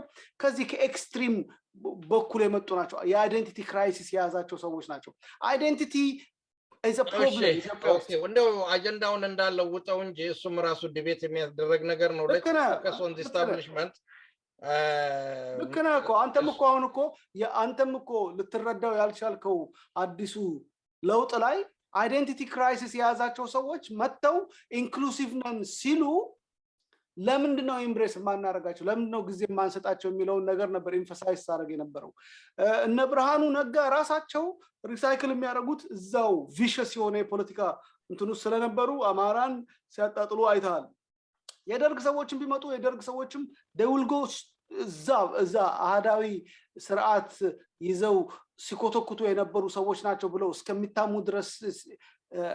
ድረስ ጸረ ፊውዳል ነበሩ ጸረ የታሪክ እሴቶቻችን ባህላችንን ሃይማኖታችንን ነበር ጸረ ኦርቶዶክስ ነበሩ ጸረ የሙስሊም ጸረ የጴንጤ እንትን ነበሩ ሲራሽኑት ነበር ገለውታል አጥፍተውታል ደርጎች እንኳን ስትል ነው ማለት እነዚህም አሁን ለራሳቸው ካልሆነ በአፍንጫ ይደፋ ይሄ ኢንስቲትዩሽን እንደገና ሪፎርም ይደረግ የሚሉ ኤሌመንቶች ያሉበት ነው አሁንም እንኳን እዚህ አሁን ብልጽግና ውስጥ እንኳን ያሉት ሰሞኑን የምናያቸው ነገሮች በሙሉ የትግል ውጤቶች ናቸው ግን ጠቅላይ ሚኒስትሩ in a sense symbolically ቢሆን እነዚህ ነገሮች ሰዎች ኢንቲቲዎች ኢምብሬስ አድርጎ ስልጣን የመስጠቱ ጉዳይ somehow collective responsibility ያመጣል collective responsibility ደግሞ collectively ሰፋ ያለ ምህዳር ያለው ነገር ነውና ለምንድን ነው ሰፋ ላለ ምህዳር ማንነዘጋጀው ይሄ ስልጣን ምናምን ተሳትፈልግ እኔ ያነሳውለት ነጥብ አለ አንድ ሰው genuinely በጣም ሲንሲየር ሆኖ በጣም ከልቡ ስለ ኢትዮጵያ ማሰብ ሰፋ ያለ ምህዳር ቢያስብ ኖሮ ኦኬ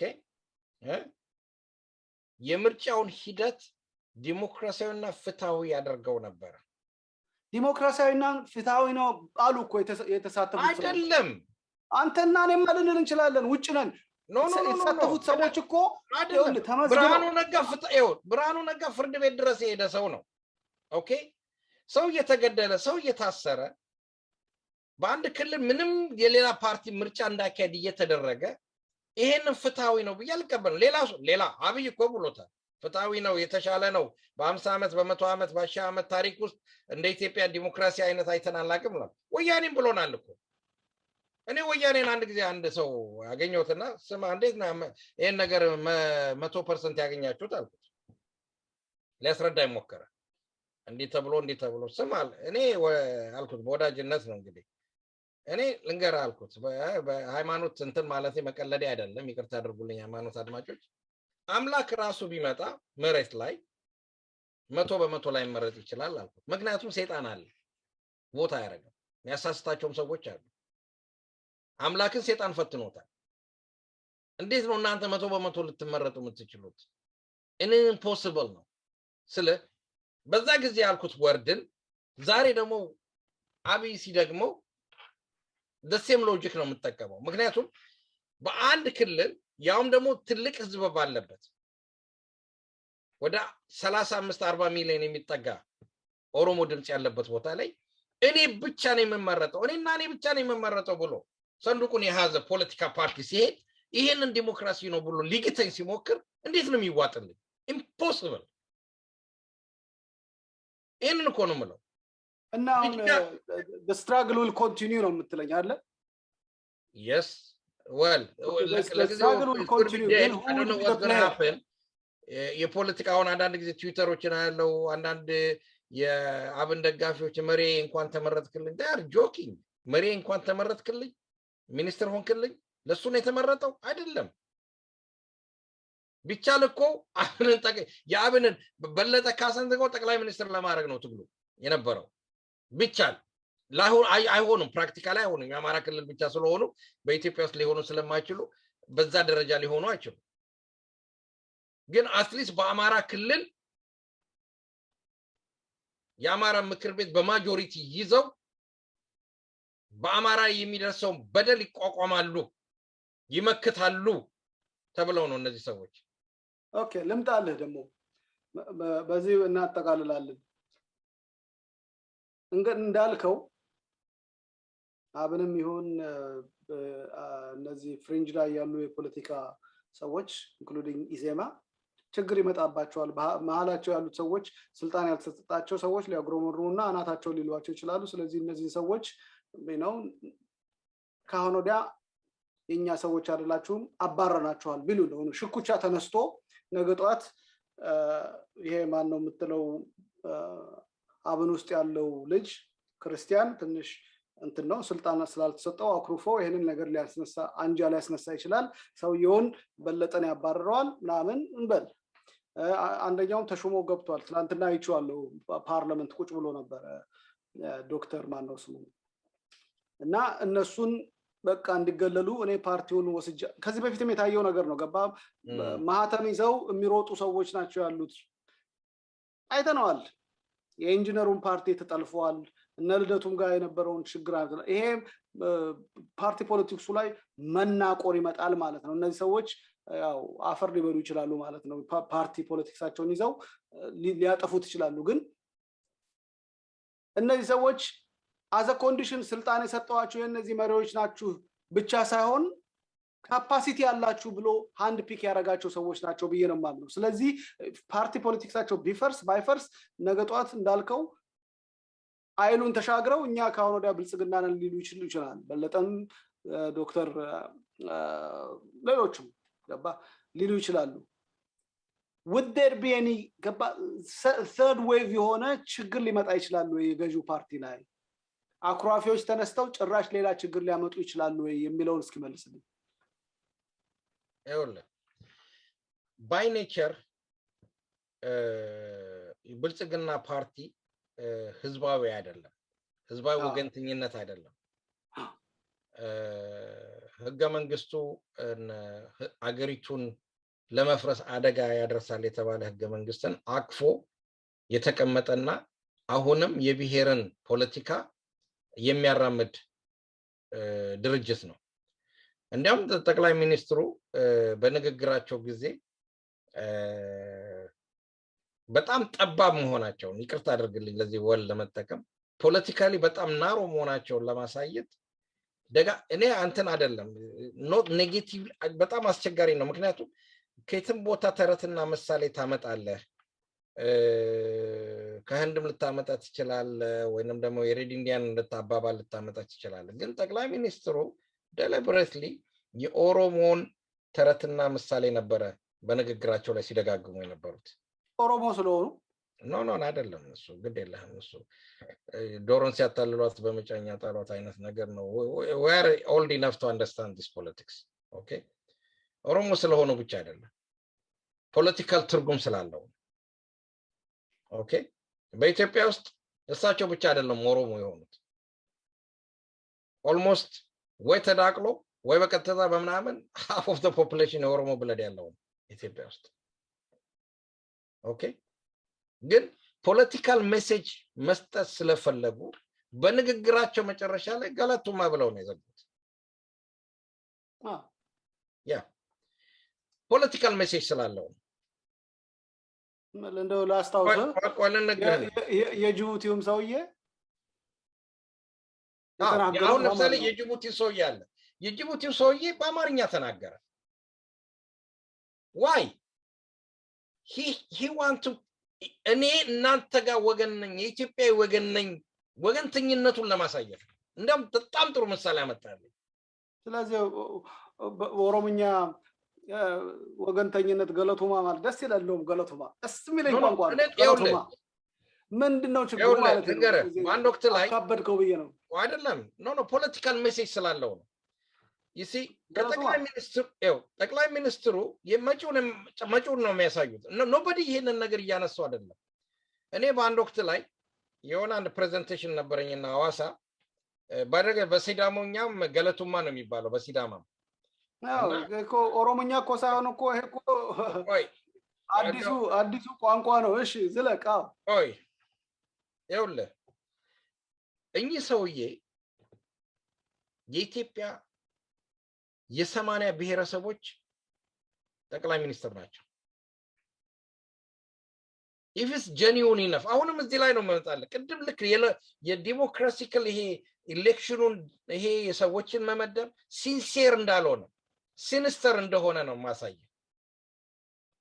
ኦኬ ለምሳሌ አሁን የተናገሩት ነገር አለ በጣም ሲኒካል አትሁኑ ብለዋል አንተ በጣም ሲኒካል እየሆንክ ሄድክ መሰለኝ በዚህ ጉዳይ ላይ ኖ አላዳመጥከውም የዛሬ ንግግር አላዳመጥከውም አንተ ኖ ያው አዳምጠዋል ተከታትለዋል አላዳመጥኩትም ለምን አንደኛው ሰዎቻቸው by the way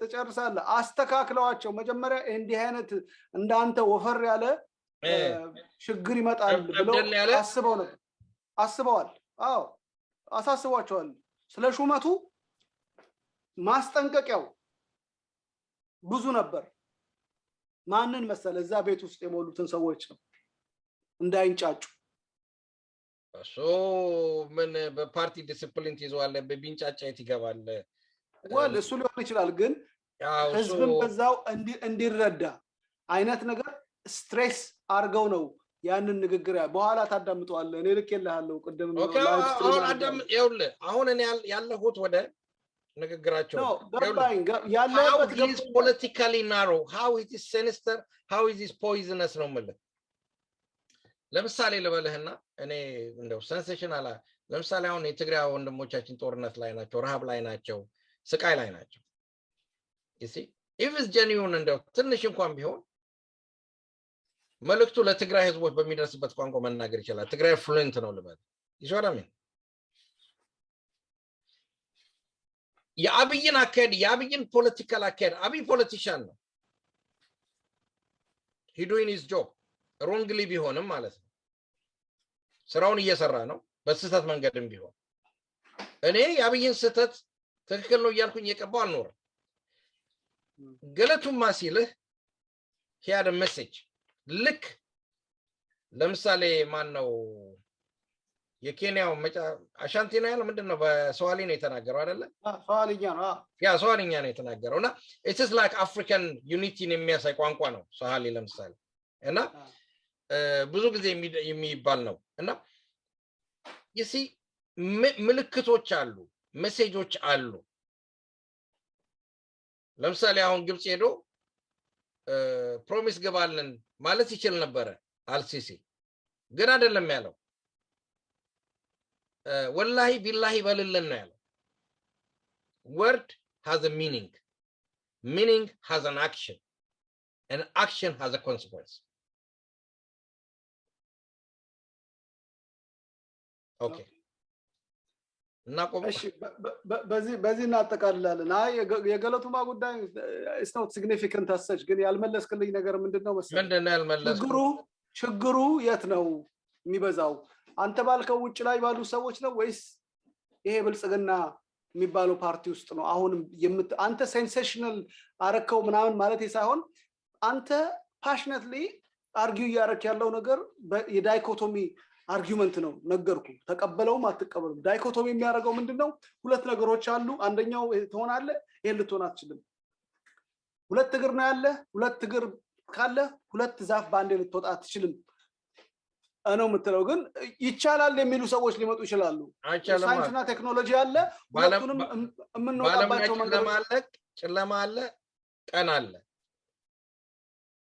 አው ባንተ እይታ ዳይኮቶሚ ላይ ልክ ነህ ሁለት ነገር ነው ያለው ግን መልቲቨርስ ከሆነ ዳይሜንሽኑ የተለያየ ከሆነ በዛ ለምን አታዩም እሳቸውም ሲናገሩ የነበረው እዛ ተከታዮቻቸው እንደሱ እንዳላይ ያደረገኝ እኮ ነገርኩ እኮ እድል ይሰጠን ሲኒካል አንሆን ሲኒሲዝሙን ትተን እድል እንስራ እኛም አሁን የተሾሙትም ሰዎች ይደሎ ከተባለ ወዲያ ይሁንልዎት እንደማለት ነው በግዙ ስለዚህ አሁንም አንተ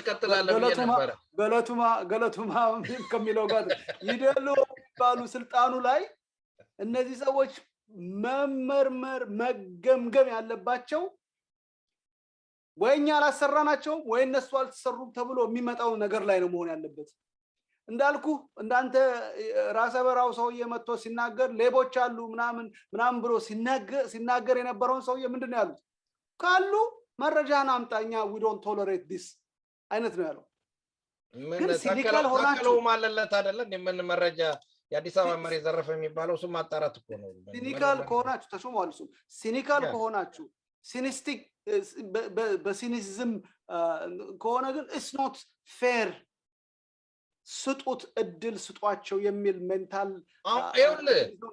አሁን አንተ ለምንድን ነው እድል ያልሰጣቸው ነው አይነው ሲኒሲዝም አይደለም ያወራው አንተ ሲኒሲዝም አድምጠኝና መልስልኝ ሌላው ደግሞ ይሄ ያልከው ችግር ጎልቶ የሚመጣው ማሳያዎች ሊታዩ የሚችሉ የትኛው ላይ ነው ውስጥ ያለው ፓርቲ ገዢው ፓርቲ ወይስ ውጭ ላይ ነው እነዚህን ሁለቱ መልሰንና እንዘጋለን ከዛ ከቻለን ወደ ማታ እንኳን አትችልም ወይ ነገር አትችልም ማለት አንደኛ ሲኒሲዝም አይደለም ይሄ ነገር እኔ ያልኩት ያለሁት በፖለቲካ አሰራር በፖለቲካ ይውል let's simplify እናርገው let's just take in road traffic. You see?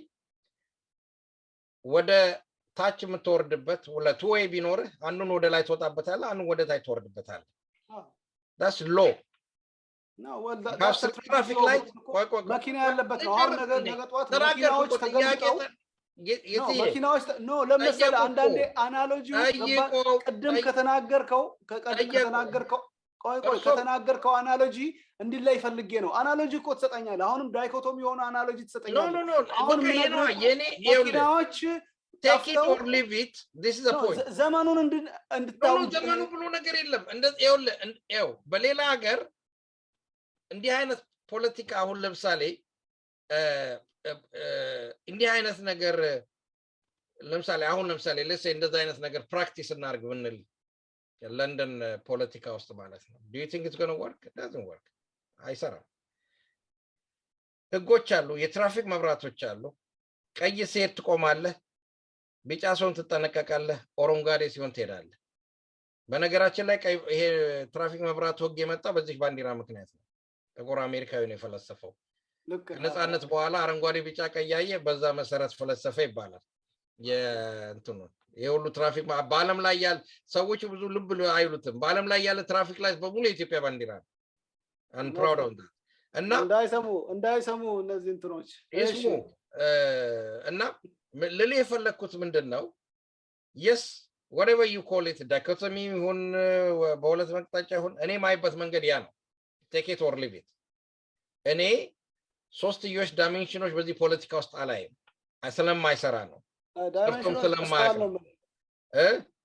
በስተዋል ነው ማለት ዳይሜንሽኖች ብዙ ሆነዋል ይብዙ ስለ ዳይሜንሽን ስታበዛ ኮንፊውዥን ነው የሚመጣው you see direction ታጣለ ፎከስ ነው መሆን ያለበት በፖለቲካ ውስጥ መሄድ ያለበት አለ መሰራት ያለበት አለ ያለበለዛ ሄደ ህዝብ አታጭበርበር ለአማራ ነው የቆምኩት ላንተ ነው የቆምኩት ህገ መንግስቱን እዋጋለሁ ተበድለሃል ብላ አታጭበርበር አማራ ወይ ደግሞ ዜጎችን አታጭበርበር እንዲህ አይነት ቦታ ላይ የምትሳተፍ ከሆነ እኮ መብት እኮ ነው የዜግነት መብት ነው የብልጽግና አባል መሆን በነዛ ተሳተፍ ከመጀመሪያው ነው አታጭበርበር ይሲ እምነት ይኖር ማህተም ይኖር ለምትናገረው ቃል ይሄ እኮ ነው ትልቁ ችግሩ ስለዚህ እነዚህ ሰዎች ብልጽግናን የመደገፍ መብት አላቸው ብልጽግናን የመከተል መብት አላቸው እንደዚህ ጋር ነገር ግን በሁለት ቢላዋ በሶስት ቢላዋ መብላት ግን መብት የላቸው ያማራ ህዝብም አንክትፍ አርጎ ሊተፋቸው ያስፈልጋል የኢዜማም ልብ ያለው ሰው ካለ ብርሃኑን ስብሰባ አጠቃላይ ስብሰባ ተጥቶ ብርሽ ቻው ብሎ ማሰናበት ነው ያለበት እንትራስ ያብይስ ጉዳይ እሱ ነው ከባድ ሊሆን አብይማ ይኸውልህ አብይ ስልጣኑን ይዟል የአብይ ትልቁ ስራ ሆምወርኩ ዴይ ኤንድ ናይት የሚሰራው ምንድነው ፖለቲካል ፓወሩ ሲኪውርድ ማድረግ ነው ሌፍት ኤንድ ራይት by hook and crook ነው ኦኬ በለምምጥም በለው በጉቦም በለው በኃይልም በለው ስልጣኑን ማስረከብ ስልጣኑን ሲኪውር ማድረግ ነው ያብይ ስራ እያደረገ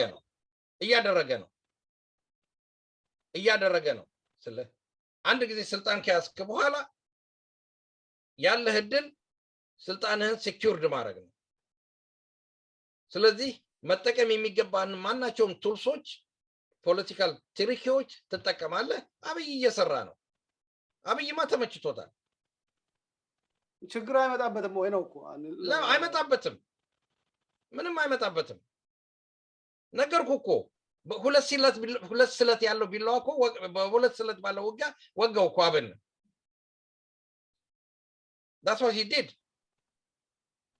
አብኖች ተሰብስበው ስልጣኑን ከመጠቀም እንዲህ ተብሏል ሶ እኛ ናሽናል ጉዳይ ላይ ከአብይ ጋር እንሰራለን ከፖርትፎሊዮ ውጪ ማለት ነው ከካቢኔት ውጪ እንሰራለን እንደግፋለን ህዝብን እናስተባብራለን ለጦርነት እናስተባብራለን አገራዊ ለሆኑ ጉዳይ ከአሜሪካ ጋር እንሟገታለን ከአብይ ጋር ሆነን አንድ ዩኒቲ እናሳየለን ሀገርን በተመለከተ ነገር ግን በሌላ በኩል በተመለከተ ህገ መንግስቱን እስካለወጠ ድረስ ከአብይ ጋር ድርድር የለንም አንቀመጥም አብረን አንድ ገበታ ላይ አንቀመጥም by the way አስተውለህ እንደሆነ አጀንዳዎች ወጥተዋል በሜንስትሪም ሚዲያም ላይ ሲቀርብ የነበረው አንደኛው ነገር ምንድነው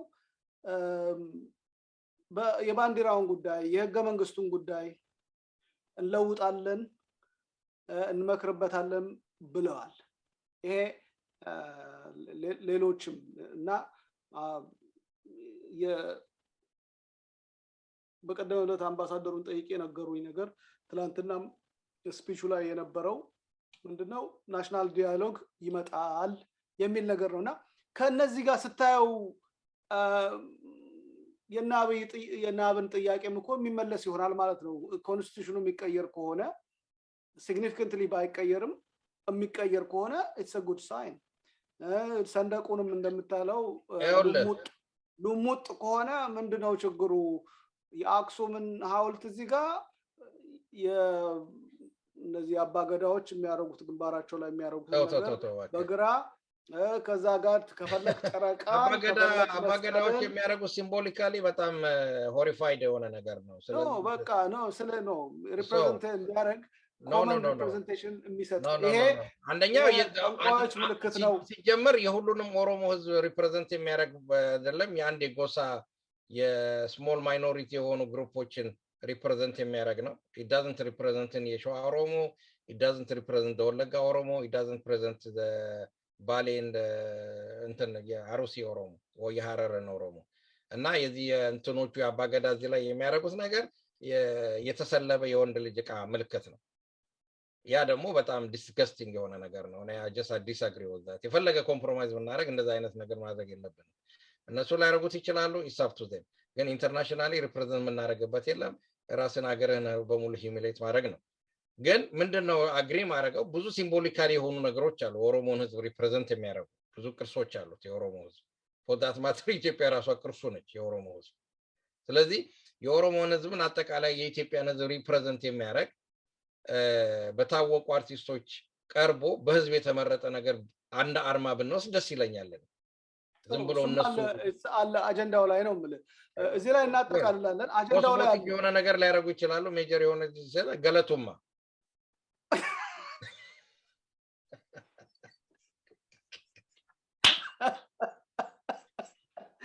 ገለቱማ መቼስ ምን አባቴ ላርግ አይ ጉዴ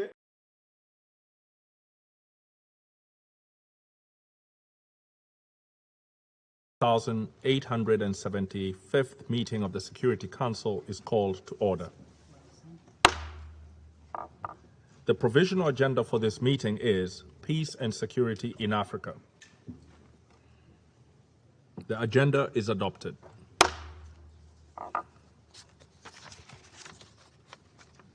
In accordance with Rule 37 of the Council's Provisional Rules of Procedure, I invite the representative of Ethiopia to participate in this meeting. It is so decided.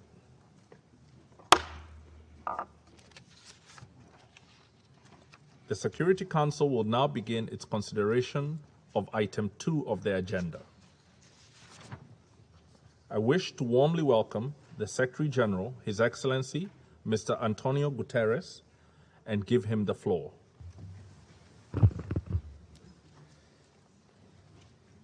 Mr. President, Excellencies, I welcome this opportunity to brief you concerning the situation in Ethiopia. In August, I warned the Council that a humanitarian catastrophe was unfolding before our eyes in Ethiopia, and since then, the crisis has worsened. Up to 7 million people in Tigray, Amhara, and Afar are now in need of food assistance and other emergency support. This includes more than 5 million people in Tigray, where an estimated 400,000 are living in famine-like conditions. Humanitarian aid is still not reaching the area at anywhere close to the levels needed. The only option for road transportation into Tigray is along the Afar corridor, where movements are being severely restricted by official and unofficial checkpoints, insecurity, and other obstacles and challenges. Some minor improvements that are welcome did not change the fundamental nature of the problem.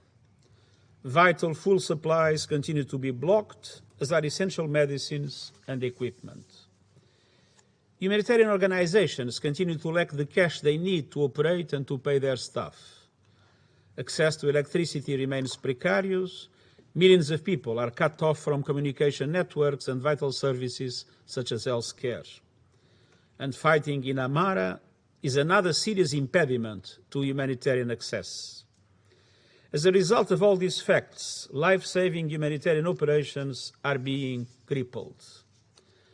Our colleagues on the ground are sharing increasingly alarming eyewitness testimony of the suffering, including growing accounts of hunger-related deaths. And in locations where screening has been possible, we are seeing acute malnutrition rates that remind us of the onset of the 2011 Somalia famine. We are also seeing deeply worrying reports of violations of human rights abuses perpetrated by all sides. I am particularly concerned about chilling accounts of violence against women and children, including sexual and gender-based violence. Mr. President, the UN is also actively engaged in humanitarian support to other regions of Ethiopia with pressing needs. The country is facing an immense humanitarian crisis that demands immediate attention. All efforts should be squarely focused on saving lives and avoiding a massive human tragedy. This makes last Thursday's announcement by the government of Ethiopia to expel 7 senior UN officials, most of them humanitarian staff, particularly disturbing. This unprecedented expulsion should be a matter of deep concern for us all, as it relates to the core of relations between the UN and member states. As expressed in the note verbal to the Mission of Ethiopia from the Office of Legal Affairs and shared with the Council a few days ago, and I quote, "A declaration by a state that an official of the United Nations is persona non grata, accompanied by a request or demand that the Secretary-General consequently relocate that official out of its territory, is not consistent with the Charter obligation and is inconsistent with the fundamental principles of the International Civil Service enshrined in the Charter. The procedure on such matters is clear. As the note verbal states, if the government has any specific issues concerning any individuals, the relevant information should be brought to the attention of the United Nations to enable the Secretary-General to make a decision as to whether any appropriate actions should be taken. In other words, there is a proper, formal procedure, and that procedure was not followed. The United Nations will continue to play its mandated role and work with the government of Ethiopia and with local and international partners to support millions of people in need of humanitarian assistance in Tigray, Amhara and Afar, and across the country, in full accordance with UN Charter and General Assembly Resolution 46/182. I now call on Ethiopian authorities to allow us to do without hindrance and to do this without hindrance and to facilitate and enable our work with the urgency that this situation demands. This means ensuring that visas for incoming personnel from UN entities and from our partners are issued quickly so that we can augment our capacity. The delays we have witnessed in the recent past are another obstacle to effective humanitarian aid. It also means that personnel inside the country are treated with dignity and respect as they carry out their vital work.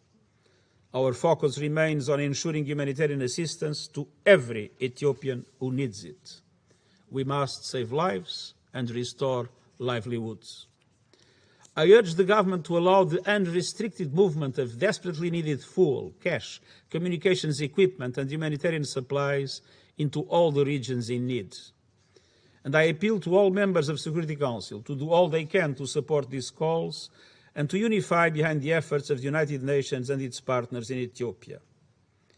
Last August, in this Council, I called for action on several fronts. As I said then, and I quote, "All parties must immediately end hostilities without preconditions and seize that opportunity to negotiate a lasting ceasefire. Foreign forces should leave the country, Unrestricted humanitarian access to all areas in need must be guaranteed, and humanitarian workers must be respected. Public services must be re-established. This appeal is even more pressing today. Any further escalation of the conflict would only make the situation more tragic. Mr. President, important political events have taken place in Ethiopia since my last Security Council briefing in August. Just 2 days ago, a new government of Ethiopia, led by Prime Minister Abiy Ahmed, has inaugurated. The mandate conferred by the election carries a responsibility to unite all Ethiopians, to focus on the future, to return Ethiopia to its place as a strong, unified, stable leader among the nations of the world. I encourage the newly inaugurated government to use this mandate and work with renewed determination to be a government for all. I welcome the Prime Minister's inauguration remarks prioritizing an inclusive political dialogue involving all segments of the community to resolve the ongoing challenges facing the country. I also note the many messages from African heads of state emphasizing the need for harmony, national unity, development, and peace. I urge all sides to grasp the peace initiative from the EU and His High Representative for the Horn of Africa, His Excellency Olusegun Obasanjo.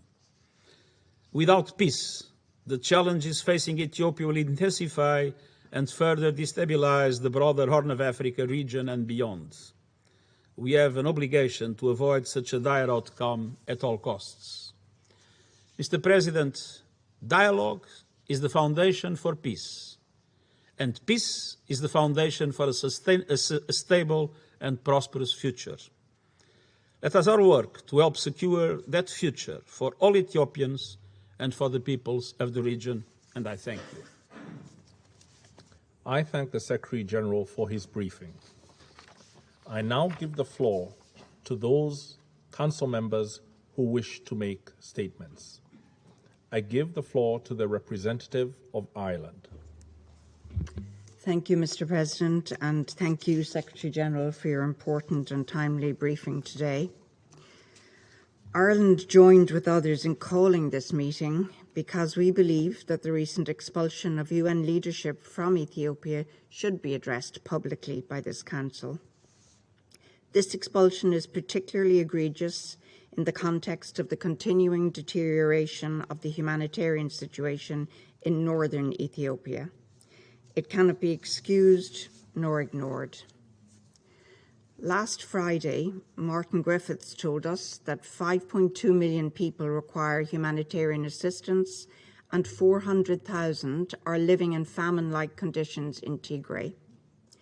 80% of pregnant and lactating women are acutely malnourished. Perhaps most worryingly, child malnutrition rates are similar to those recorded at the onset of the Somalia famine in 2011. Let's be clear about what this means. Ethiopian children are starving. People are dying because they cannot access food, water, and basic health care. This is not a situation caused by natural disaster. It's caused by those who continue to choose the path of war. The ongoing effective blockade of Tigray, including systematic efforts to prevent medicines and medical supplies from reaching the region, is costing lives. As the conflict spills over into neighbouring Amhara and Afar regions, the humanitarian crisis is spreading. In these circumstances, we need a fully operational, unimpeded and proportionate humanitarian response, reaching all those in need of assistance and protection in northern Ethiopia and across the country. The decision of the Ethiopian government to expel senior UN staff undermines its working relationship with the UN when it needs it most. As outlined by the EU High Representative on Monday, it risks the further weakening of efforts to bring relief to millions of Ethiopians in need at a moment when aid organisations already face serious impediments in carrying out their mandates. Unfounded allegations and consistent targeting of humanitarian workers put all humanitarian work in a country at risk and are unacceptable. Safeguarding the humanitarian principles of humanity, neutrality, impartiality and independence ensures that aid can arrive where and when it is needed most. As others around this table have previously done, I call on all parties to the conflict to depoliticise humanitarian aid. Secretary General, you made clear to us when we last met and in your recent letter that the conflict in Ethiopia is spiralling out of control. We were warned of this months ago. Ireland, a long-standing friend of Ethiopia, has been drawing attention to this and its inevitable consequences for the people of Ethiopia since we joined the Council. We ended our last meeting with you, Secretary General, in agreement that quiet diplomacy should be given a chance. Despite such efforts, we continue to receive reports of inflammatory, dehumanising language. As you said today, Secretary General, any further escalation would only make the situation more tragic. We continue to receive reports of conflict-related sexual violence and atrocities, denial of access to humanitarian aid, and attacks on humanitarian workers which may amount to war crimes.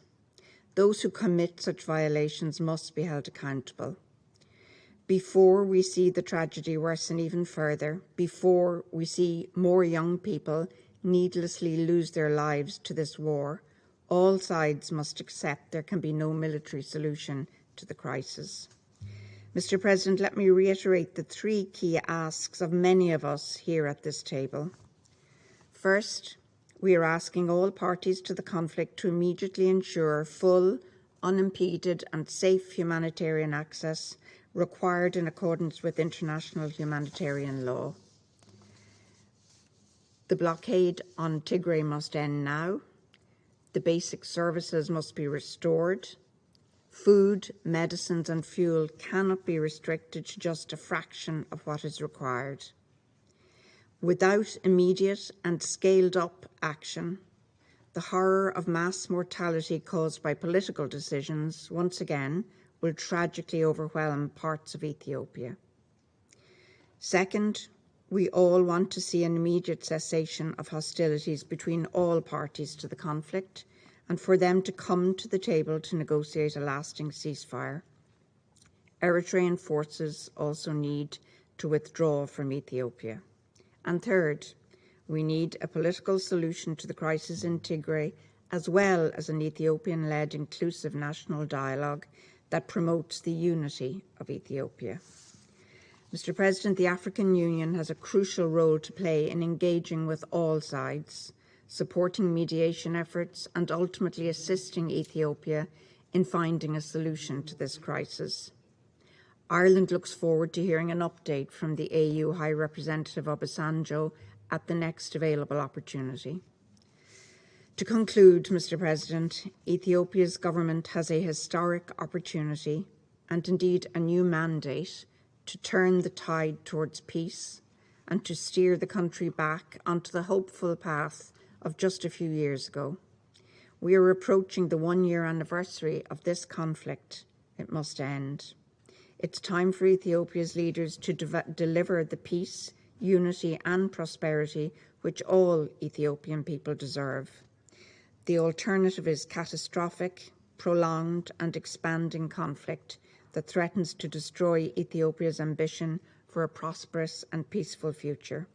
We simply cannot afford to miss this opportunity. Thank you, Mr. President. I thank the representative of Ireland for her statement. I give the floor to the representative of Estonia. Thank you, Mr. President, and thank you, Secretary General Guterres, for your briefing. We wholeheartedly support the statement you made today, last Thursday, and also your letter sent to the Security Council on this matter. Estonia strongly condemns the decision of the government of Ethiopia to expel 7 UN officials, including humanitarian and human rights officials.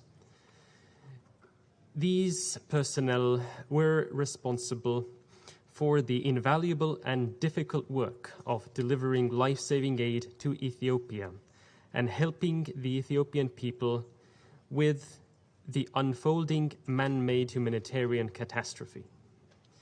It is essential that UN humanitarian operations are immediately allowed to resume in full capacity in Ethiopia.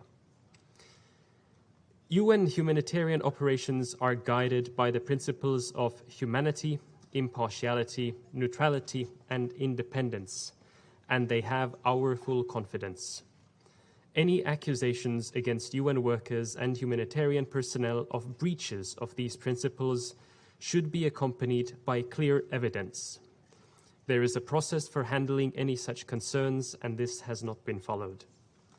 The expulsion of the UN officials from Ethiopia undermines the efforts to alleviate the dire humanitarian situation and further endangers the work of humanitarian aid workers in northern Ethiopia, where they are already facing violence and harassment. Mr. President, all parties to the conflict have an obligation to facilitate safe and unhindered humanitarian access to all areas affected by conflict and ensure the protection of humanitarian workers in line with international humanitarian law. We urge the government of Ethiopia to take further steps to ensure sustained access for aid convoys to Tigray, to restore public services in the region, and to allow food, fuel, and medical supplies to enter. Only 11% of needed aid entering the region is not acceptable. At the same time, we call upon the Tigray forces to stop their offensive in neighboring Amhara and Afar regions and to facilitate humanitarian assistance to hundreds of thousands of displaced people. Furthermore, we underline the importance of concluding the joint investigation into the allegations of human rights violations and abuses, in particular against human rights workers. The continued reports of these violations and abuses of international humanitarian law and international human rights are deeply worrying, and accountability for these violations must be ensured. Finally, I reiterate that there is no military solution in Tigray. The newly appointed cabinet in Ethiopia has a mandate from the people and an obligation to bring about a prompt and peaceful solution to the conflict, and also ensure that people of Ethiopia do not die of hunger. I urge the parties to immediately cease hostilities, ensure protection of civilians, and minimize the humanitarian consequences of the ongoing conflict. This should be followed by an inclusive and credible political process with the aim of national reconciliation. In this context, we also reiterate the role of the African Union and encourage their continued engagement in this crisis. Thank you, Mr. President. I thank the representative of Estonia for his statement. I give the floor to the representative of France. President, I'd like to thank, first of all, the Secretary General for his presence with us today and also for his briefing. I would like to also commend the commitment of UN personnel deployed in Ethiopia. Given the humanitarian emergency, France expects that the Ethiopian authorities fully cooperate with the United Nations and with all international partners. France condemns the decision of the Ethiopian government to declare 7 UN officials persona non grata. France and the European Union will continue to support civilians who have been so gravely affected by the conflict, as we've seen through our financial contributions to the humanitarian response in the north of the country, as well as a humanitarian air bridge established by the EU, France and Italy. This support means that UN personnel and all humanitarian actors can work safely and fully in line with principles and humanitarian law. And France calls on the Ethiopian authorities to guarantee full access for all humanitarian personnel and to respect their own commitments. We will not tolerate intimidation or violence against humanitarian personnel. The lifting of the blockade that's in place is a precondition for any sort of resolution of this ongoing conflict. Here, like elsewhere, only a political solution will bring an end to this crisis. France fully supports the 3 points made today by you, Mr. Secretary General. A ceasefire is vital to respond to this emergency and to create the necessary conditions for a resolution.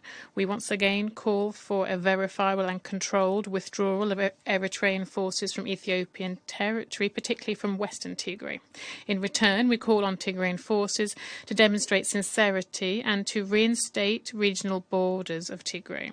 It is finally important that a compromise be found with the Amhara forces on the border dispute between the two regions within the framework of the Constitution. Reconciliation is only possible if they fight against impunity. France is looking forward to the publication planned for the 1st of November of the report of the joint inquiry led by the High Commissioner for Human Rights and the Ethiopian Commission for Human Rights. We take note of the commitments made by the Ethiopian government to identify and prosecute those responsible for human rights violations. France will support all efforts for dialogue which seek to preserve the unity and territorial integrity of Ethiopia. We take note of the commitment of the Prime Minister to organise an inclusive national dialogue, and we call on him to launch this as soon as possible. France also supports the efforts of President Obasanjo, who will be received tomorrow in Paris.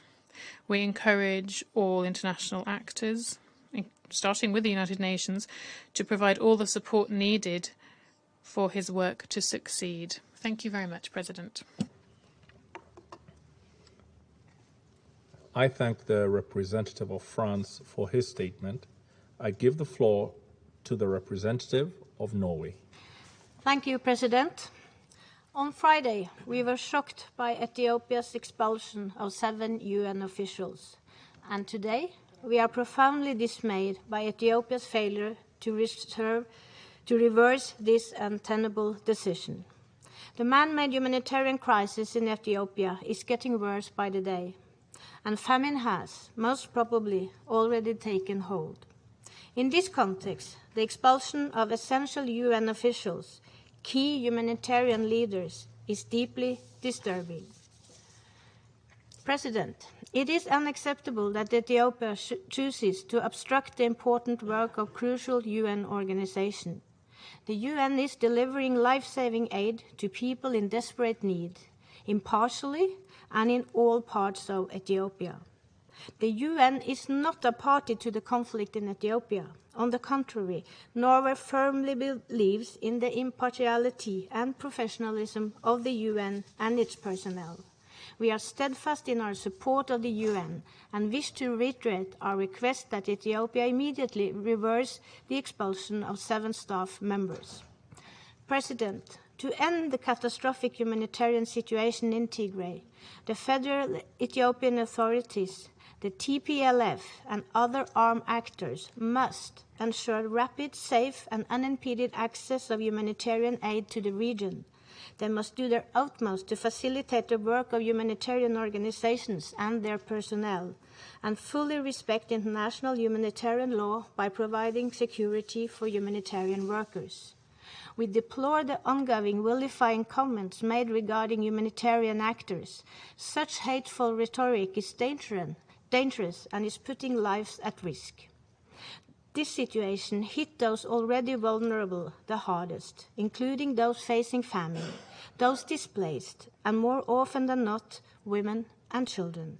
Indeed, the denial of humanitarian access during conflict is one of the 6 grave violations against children. There must be a response to this.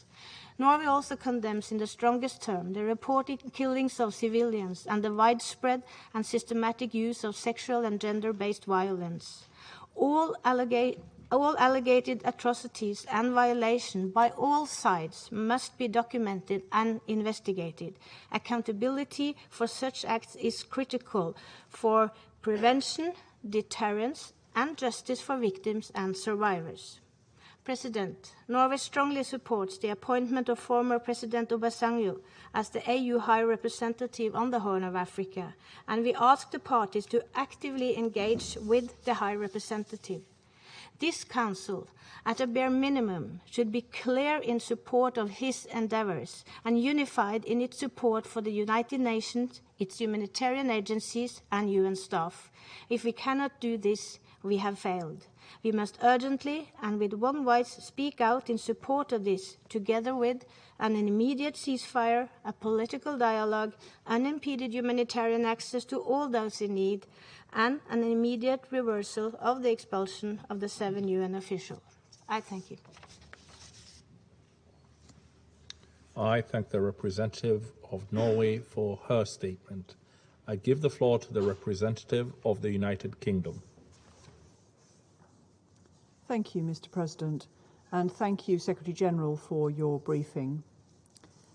Mr. President, I start by paying tribute to UN staff around the world who work tirelessly to deliver humanitarian aid, assessing and addressing needs on a neutral, impartial basis. I think we all agree that their life-saving activities should not be politicized, and that Member States should make every effort to support and facilitate their work.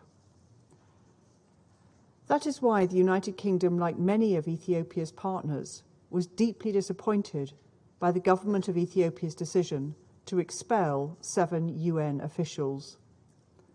The strength of international concern about this is apparent in the fact that over 40 countries quickly joined a joint statement delivered by the United Kingdom at the Human Rights Council in Geneva on the 4th of October. Mr. President, as we have heard and seen, the humanitarian situation in Ethiopia is critical. The UN personnel who were expelled were dealing with the increasingly acute needs of those in the north of Ethiopia. The UK Special Envoy for Famine Prevention and Humanitarian Affairs visited Tigray and Amhara last week and saw firsthand the UN's efforts to respond to this emergency. The removal of key UN personnel will have a direct impact on the ability of the international community to deliver vital humanitarian assistance. Unfortunately, Mr. President, this is not the only obstacle to delivering aid in northern Ethiopia.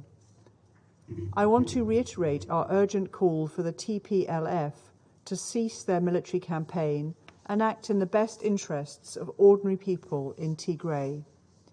And likewise, I reiterate our call on the federal government to work with the UN and other international partners to eliminate all barriers to humanitarian access. As we've heard before, that needs to include urgent action to restore telecommunications and banking services in Tigray, enable deliveries of food and fuel, and expedite issuing visas for humanitarian response staff. Time is of the essence. Thousands of truckloads of food and medicine and millions of litres of fuel need to move into Tigray in order to avert deaths on a catastrophic scale before the end of this year. Finally, Mr. President, we know there will be no military solution to this conflict. It is past time to stop fighting and, as the Secretary-General urged, to start talking. We welcomed the African Union's decision to appoint His Excellency, former President Obasanjo, as an envoy in August. I reiterate our full support for him, the African Union, and the United Nations as they work to end this tragic conflict and help those in need. Thank you. I thank the representative of the United Kingdom for her statement. I give the floor to the representative of the United States. Thank you, Mr. President, and thank you, Secretary General. Guterres, for your briefing to us this afternoon. First and foremost, I want to offer solidarity and support to the United Nations during this trying time as they work to save lives. The United States called for this urgent meeting today given the events that have transpired over the last week. The Ethiopian government's reckless expulsion of 7 key UN officials, including the head of UNICEF, the head of UN OCHA, and a senior official from the Office of the UN High Commissioner of Human Rights, are an affront to this Council, to the United Nations, and to all member states, and our shared humanitarian principles. There's no justification for the government of Ethiopia's action, none at all. Nor did the government of Ethiopia follow the proper process for calling attention to its concerns, as we've heard from the Secretary General today. What could be the justification for expelling the UN focal point responsible for ensuring food and humanitarian assistance reach those who need it? What could be the justification for expelling the UN focal point for the well-being of children in Ethiopia? There's none. And as the Secretary General made clear, U.S. personnel cannot be declared persona non grata. The UN is impartial. The UN is neutral. And in Ethiopia, it is delivering life-saving aid, including food, medicine, water, sanitation supplies, to all people in desperate need. And it is conducting important human rights investigations in conjunction with the Ethiopian Human Rights Commission. U.S. personnel barred from Ethiopia must be allowed to return immediately.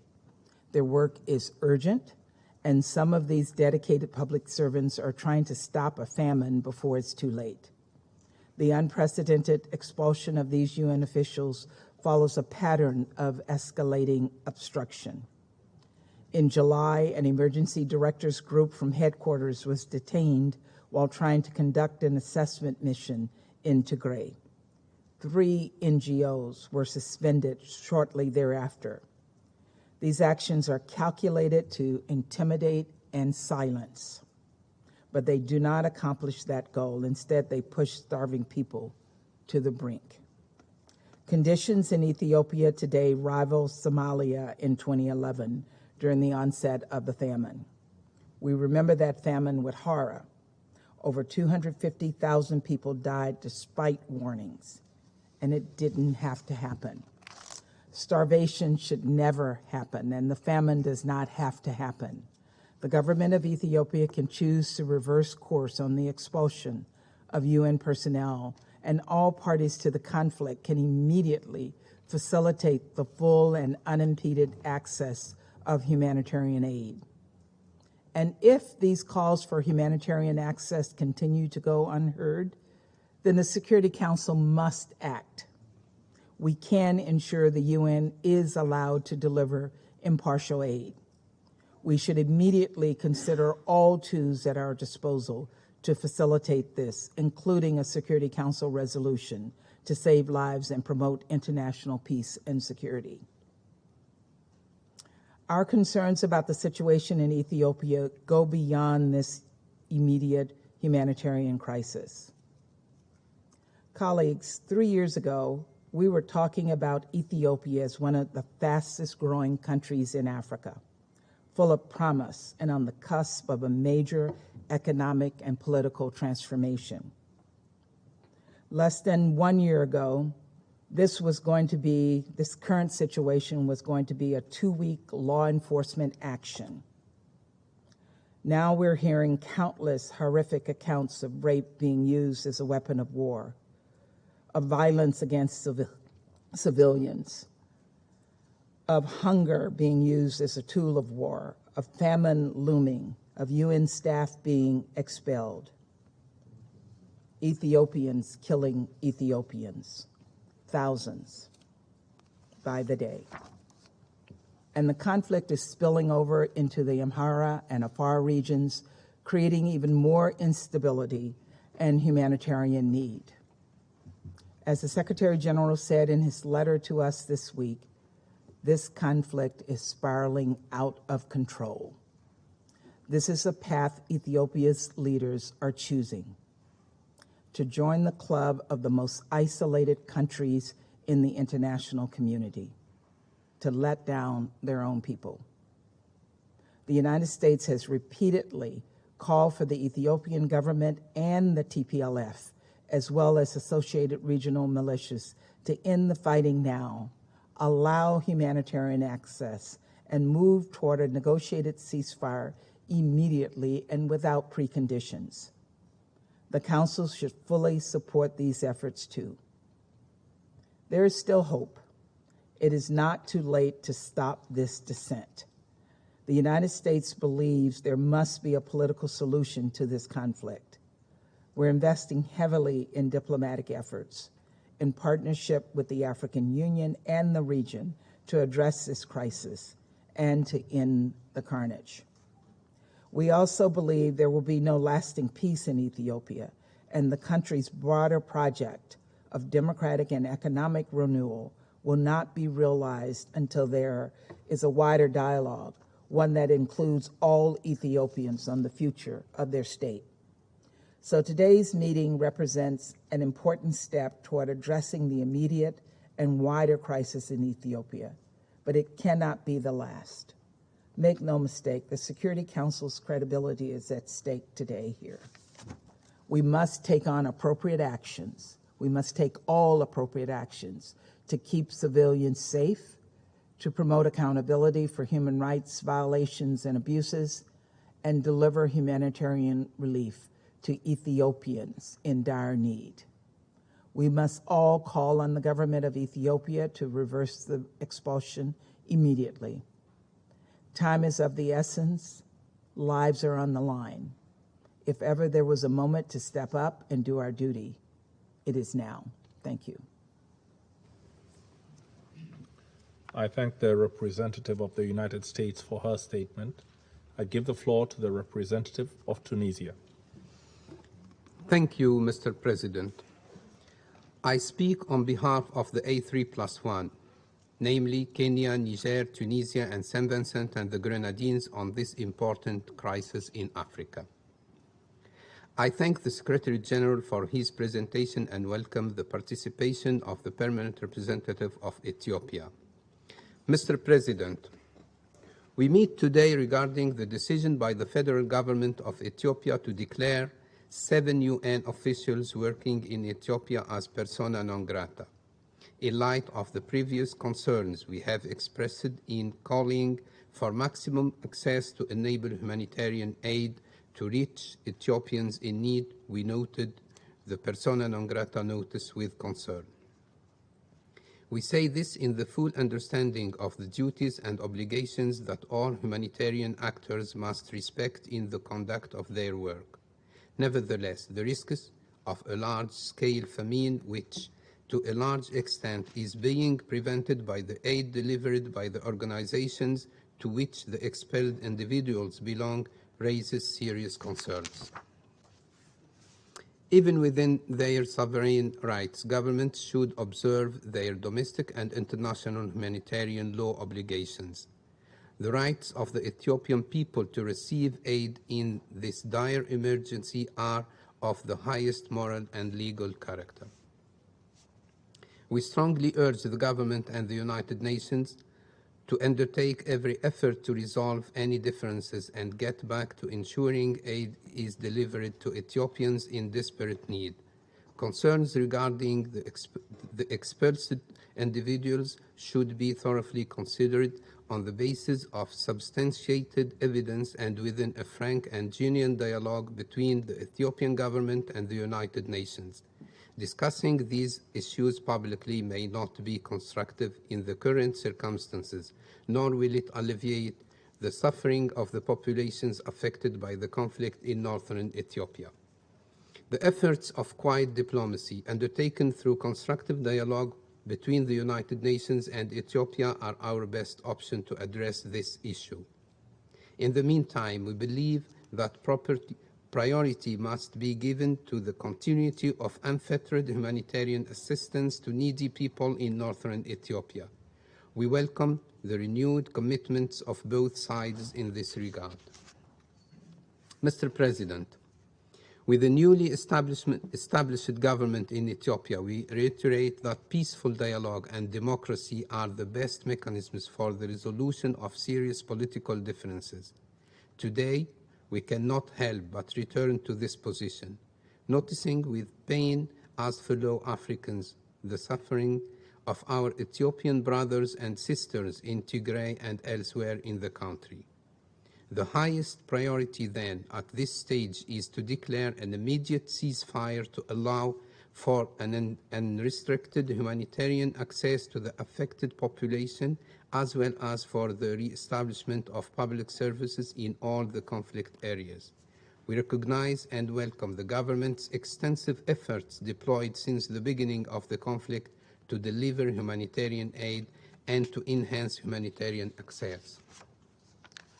We emphasize on the need to continue efforts towards the unhindered delivery of humanitarian assistance and strongly encourage the Ethiopian authorities to fulfill all their commitments in ensuring humanitarian outreach to the people in need. The A3+1 recognizes the important role of UN humanitarian agencies and all humanitarian actors which should be supported. In this context, we call on all parties to comply with their obligations under international humanitarian law. They should also ensure the respect and the protection of all humanitarian personnel and United Nations and associated personnel, as reiterated in Security Council Resolutions 1502 and 2175. At the same time, we underline the obligation of all humanitarian personnel and United Nations and its associated personnel to observe and respect the laws of the country in which they are operating in accordance with international law, including the principle of non-interference. Further, we stress the importance for humanitarian organizations to uphold the core principles of neutrality, impartiality, and humanity in their humanitarian activities, in full respect of the sovereignty, political independence, territorial integrity, and national unity of the host state in accordance with the Charter of the United Nations. Mr. President, the humanitarian situation in northern Ethiopia is part of a much bigger and complex crisis which is unfolding with a potential regional spillover effect that may threaten peace and security in Ethiopia and beyond. With the hostilities expanding to Amhara and Afar regions, it is clear that there could be no military solution to this crisis, and that taking up guns will only protract the conflict. The A3+1 therefore calls on all Ethiopian parties to cease hostilities and to engage in discussion with a view to conclude a comprehensive and permanent ceasefire which would pave the way for an inclusive Ethiopian-led dialogue and to national reconciliation. We also strongly call for the withdrawal of all non-Ethiopian forces from Tigray and the standing down of all militias from neighboring federal states. The African Union has a major role to play to help Ethiopians in their reconciliation efforts so that they can protect their unity and territorial integrity and recover Ethiopia's status as an anchor of regional peace and stability. In this regard, we support the active engagement of His Excellency President Obasanjo, High Representative of the African Union for the Horn of Africa, to promote through political dialogue, peace and security in the region, particularly in Ethiopia. We call on all stakeholders and international partners to extend every possible support to the High Representative and to allow the continent the necessary space to resolve its challenges with the support of the international community. In conclusion, Mr. President, we, the A3+1, reaffirm our respect for and commitment to the sovereignty, political independence, and territorial integrity of Ethiopia.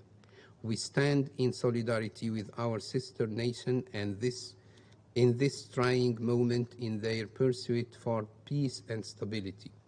We hope that the new government effectively lays the foundation of a new beginning, especially by carrying the robust national dialogue on peace, cohesion, development, and unity in diversity.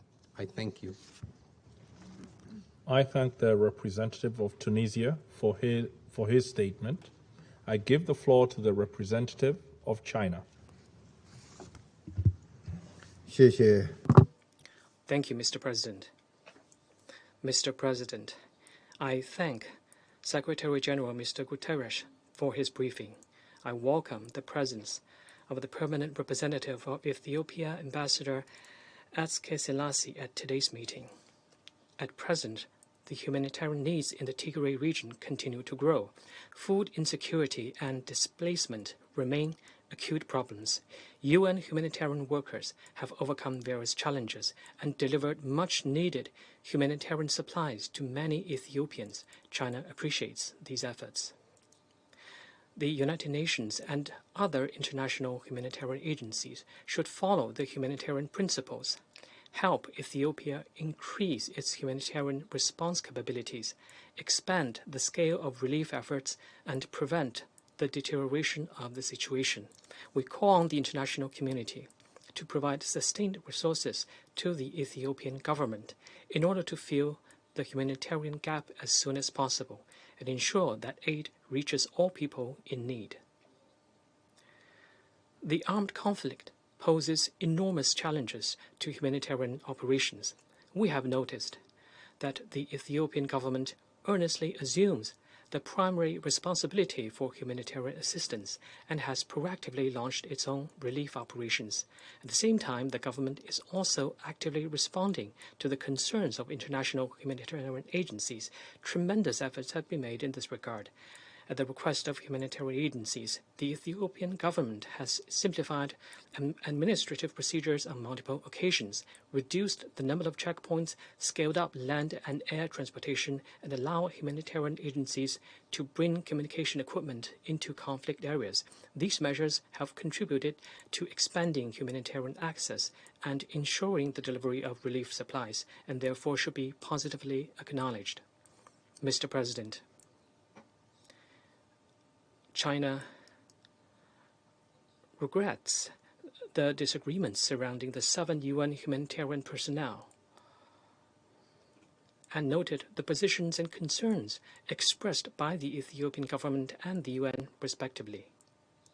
We believe that a solution can only be found through dialogue and consultation. The priority now is to engage in quiet diplomacy in order to prevent a deadlock.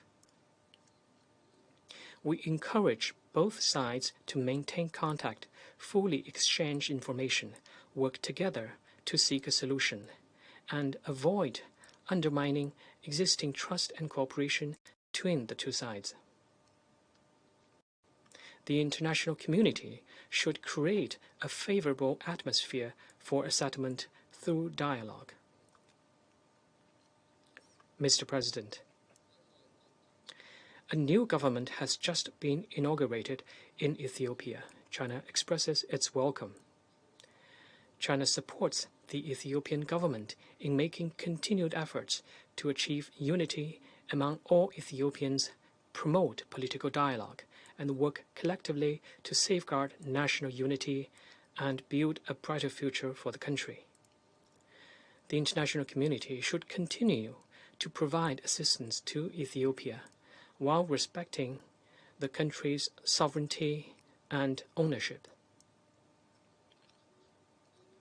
China supports African solutions to African problems and welcomes the good offices of former President Obasanjo in his capacity as the AU High Representative for the Horn of Africa.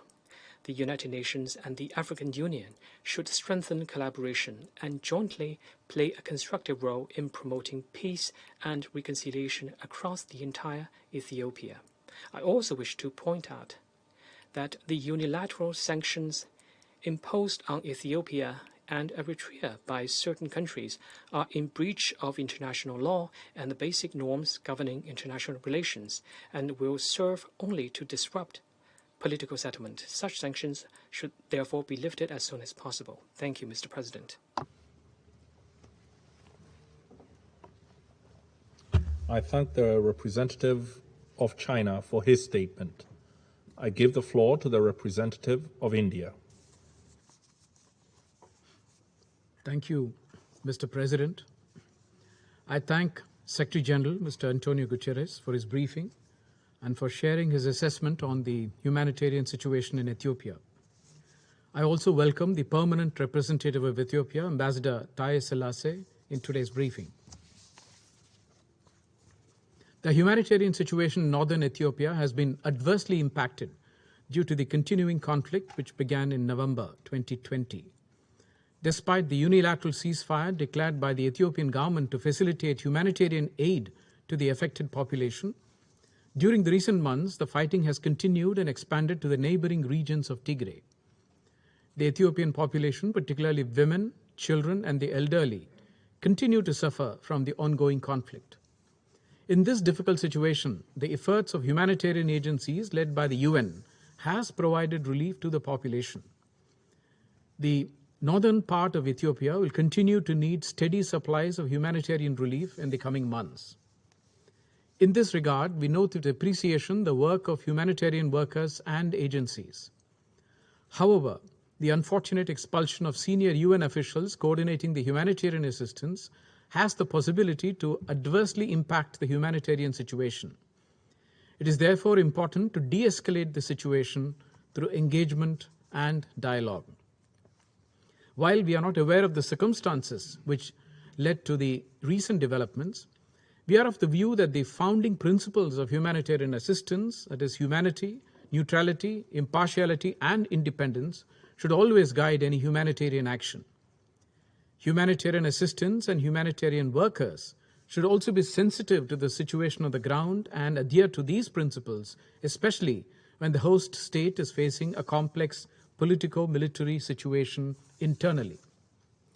We have noted the reports of diversion of humanitarian assistance by armed groups and others. Such incidents need to be investigated and corrective measures need to be taken. It is imperative that the United Nations and its agencies continue to work closely with the government of Ethiopia to ensure that aid reaches the needy in a timely and satisfactory manner.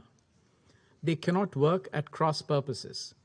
We hope that both the UN and the Ethiopian government will make purposeful efforts to resolve expeditiously all issues in the interest of the affected population. We should eschew politicization of the matter. India has consistently underscored the importance of mutual trust, engagement, dialogue, and reconciliation to address all issues relating to the ongoing conflict in northern Ethiopia. In this context, we welcome the formation of a new government in Ethiopia led by Prime Minister Abiy Ahmed on 4th October and his announcement of an inclusive national dialogue. We urge all sides to exercise restraint and support the call by the Ethiopian government for opening channels of communication to build trust among themselves. We also welcome the voice of support to the Ethiopian government by the African leaders who attended the swearing-in ceremony of President Abiy Ahmed on 4th October. The work must begin on the restoration of normalcy in the lives of the people in the affected regions. To this end, we reiterate our call to find an amicable political solution in a manner that serves the interests of all its people in line with the provisions of the Constitution of Ethiopia. In conclusion, Mr. President, the political and economic stability of Ethiopia is paramount, not just to the Horn of Africa, but the entire African continent. The international community and the African Union need to support all efforts that are directed towards humanitarian assistance and an early resolution of the conflict. India reiterates its strong commitment to the unity, sovereignty, independence, and territorial integrity of Ethiopia. I thank you. I thank the representative of India for his statement. I give the floor to the representative of Vietnam. Thank you, Mr. President. I would like to thank the Secretary General, Mr. Antonio Guterres, for your insightful briefing. I welcome the permanent representative of Ethiopia to our meeting today. Mr. President, we are all concerned about the deteriorated humanitarian situation in Tigray, especially its consequences and adverse impacts on the daily lives of millions of people. As responding to this humanitarian need in Ethiopia is the most urgent task that requires the international community support, we emphasize the critical role of the UN agency, including UNICEF, OCHA, and other international partners in this regard. Therefore, we regret the recent decision undertaken by the government of Ethiopia to declare persona non grata to 7 UN officials. We are afraid that the decision will affect humanitarian operations in the country. In this context, we call for dialogue, trust building, and cooperation between the government of Ethiopia, the United Nations, and other parties to overcome these differences so as to achieve humanitarian assistance. Mr. President, we welcome some progresses of the practical activity carried out by the United Nations, including humanitarian organizations and international and regional partners, for 10,000 of Ethiopians over the past few months, including people in Tigray. Recently, the first round of food distribution to people in Afar and Amhara region have been completed by the World Food Programs. However, we understand that the access to and distribution of humanitarian assistance still remain far from satisfying the need of urgent assistance in many parts of Tigray. The conflict has resulted in other systemic issues that may lead to further deteriorations. ADHG Martin Griffith said, 5.2 million people are in need of food aid, including 400,000 people living in famine-like conditions. In the face of such danger, we call on all parties to fulfill their obligation under humanitarian law to prevent a famine from occurring. It is crucial to ensure safe, effective, and efficient delivery of and access to humanitarian assistance to the Tigray region and bordering area. Mr. President, we also share concern of the international community, including those expressed by the Secretary General, about the alarming levels of violence and killing against civilians, including women, children, and humanitarian workers, as well as the destruction of infrastructures indispensable to the civilian population in Tigray. The acts of violence are unacceptable and run counter to the international humanitarian law. We call for an immediate cessation of hostility, upholding responsibility under international humanitarian law, and ensuring the protection of civilians, especially women and children. Mr. President, the crisis in Tigray stems from complicated political, historical, and ethnic reasons. The background requires relevant parties to engage in dialogue and reconciliation rather than further hatred, thereby creating favorable conditions for starting an Ethiopia-led political dialogue. It is high time for a compromise to be made toward a comprehensive solution for sustained stability and development in Ethiopia on the basis of principles of the international law and the UN Charter. We call on Ethiopian authority and all other concerned parties to give the highest priority to the interests of its people. In this process, the international community, including the Security Council, should support all efforts toward this end in full respect of independence, sovereignty, unity, and territorial integrity of Ethiopia. Mr. President, the conflict and situation in Tigray have had certain impacts on the region that require relevant parties to exercise self-restraint. In this connection, we support the constructive engagement of neighboring countries and regional organizations for peace, security, national reconciliation, national unity, and development in Ethiopia. I thank you, Mr. President. I thank the representative of Vietnam for her statement.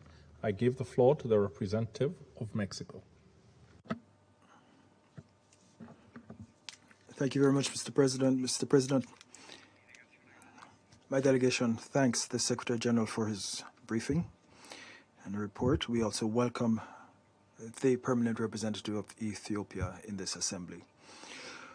We noted with concern the assertions made by the Ethiopian government and which led to the expulsion of the United Nations officials.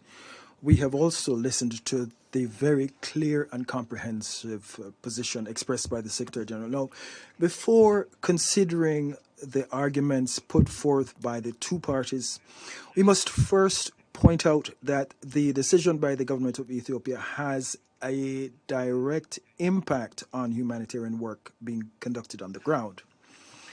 in just another month, it will be a year since the start of the conflict that has already resulted in thousands of deaths and millions of persons displaced, in addition to the more than 5.2 million persons now requiring food assistance. The work of the United Nations agencies, funds, and programs could mean the difference between life and death for thousands of persons. In addition to the obstacles to humanitarian work, we're concerned at the impact that the expulsion of one of the staff members of the UN Office of the High Commissioner for Human Rights could have on the joint investigation being conducted with the Ethiopian Human Rights Commission, including an impact on the deadline that has been set for delivery of the final report, which is slated for the 1st of November. Mexico maintains its strong commitment to the United Nations and is convinced that its humanitarian operations are at all times governed by the principles of humanity, impartiality, neutrality, and independence, as set out in Resolution 46/182 of the General Assembly, and that was in 1991. And this continues to provide us with the framework that defines the terms on which humanitarian assistance can be provided. However, whenever a state or a party to a conflict gives its consent, and by that I mean it agrees to the provision of specific humanitarian assistance, this cannot be subject to ad hoc decisions. Based on this consent, the parties involved must allow and facilitate access, that is to say, unrestricted access to humanitarian assistance. We must not forget that what is at stake here is the protection of the civilian population. The International Court of Justice, in its famous judgment on the Nicaragua case of the 27th of June 1986, ruled that the provision of strictly humanitarian aid cannot be regarded as unlawful intervention or as in any other way contrary to international law, providing it complies with the principles of the Red Cross and others providing such aid without discrimination. It bears repeating that in the exercise of these humanitarian functions, UN agencies and their officials enjoy immunities in accordance with the Convention on the Privileges and Immunities of the United Nations of 1946, to which Ethiopia is a state party, precisely to ensure that these officials can carry out their work without interruption and for the benefit of those who most need it. And it is for this reason that we underscore that any accusation leveled against the United Nations or its staff under the convention I just cited must be substantiated by firm evidence and followed up by consultations with the organization, as well as an investigation conducted with due process, which also includes the presumption of innocence, which is a general principle of law. Mr. President, humanitarian access in Tigray is a need for millions of persons, and the provision of humanitarian assistance should not be politicized. And it's for this reason that we therefore call on all parties in Ethiopia to guarantee unrestricted flow of food, medicines, fuel, and other goods needed to protect the civilian population and to meet their basic needs. We support the call for a humanitarian ceasefire and the withdrawal of foreign actors from Tigray and its neighboring regions to ensure that humanitarian assistance reaches everyone that is facing desperate conditions. It is now time for us to put a stop to the suffering of millions of persons. We also back regional efforts to find a solution to the conflict, and to this end, any progress on the mediation track, whether by the recently appointed High Representative of the African Union for the Horn of Africa or indeed any other actor, will be particularly welcome. Thank you.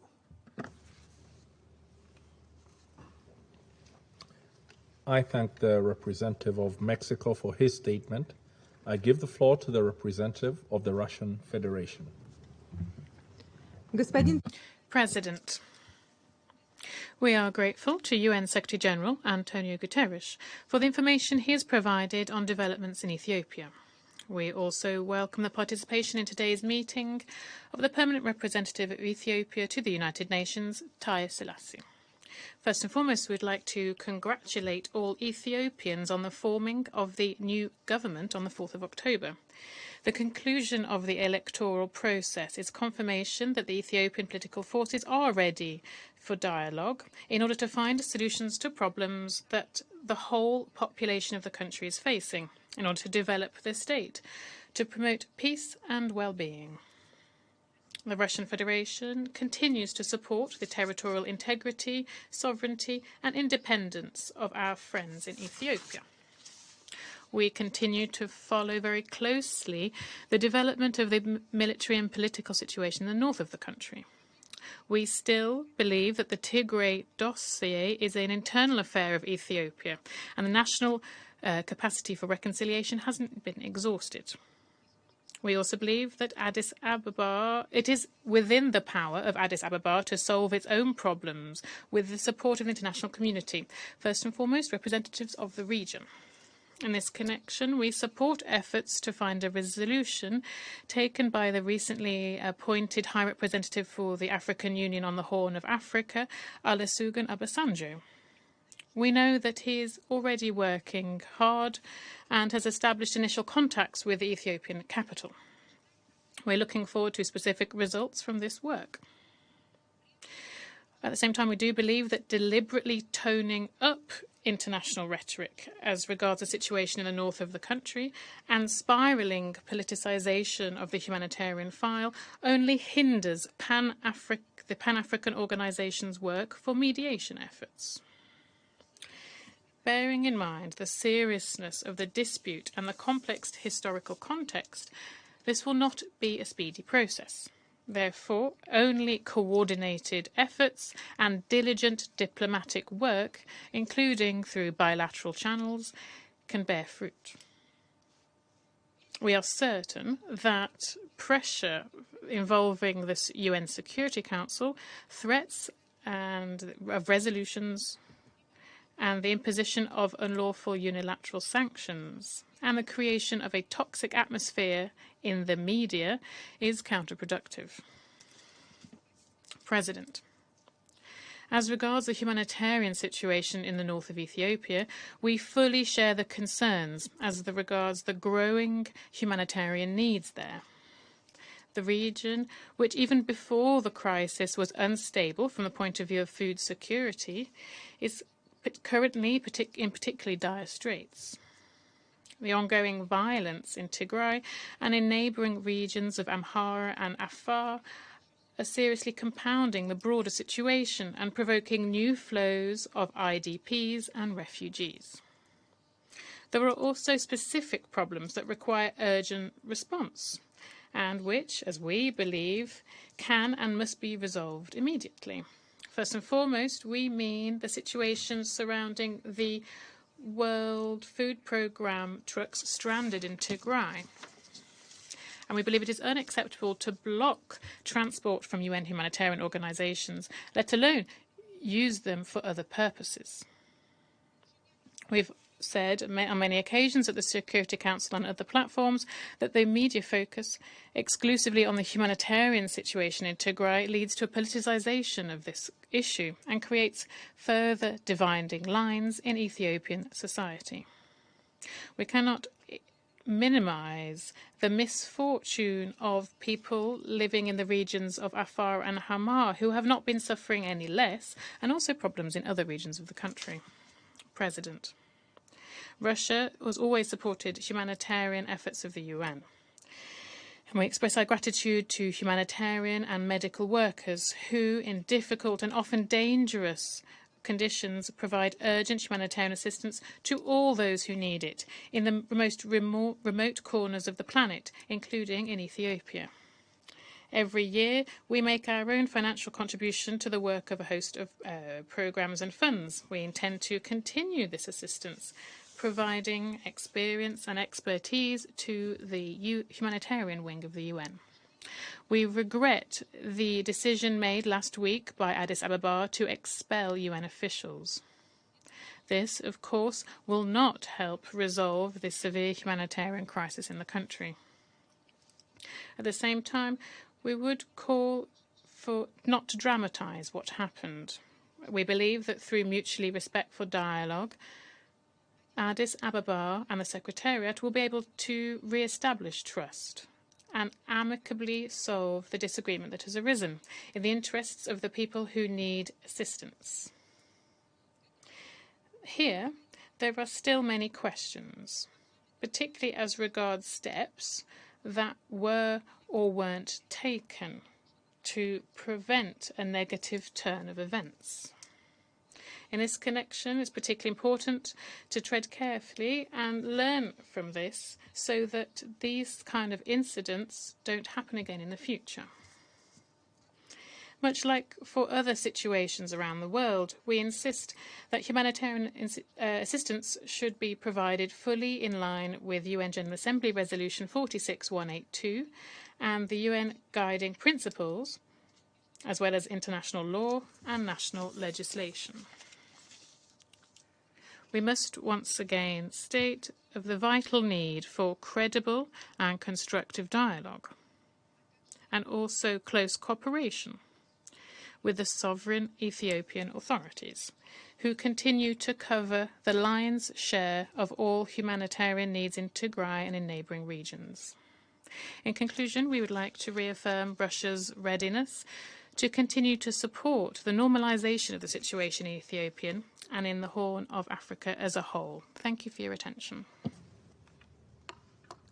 I thank the representative of the Russian Federation for her statement. I now give the floor to the representative of Ethiopia.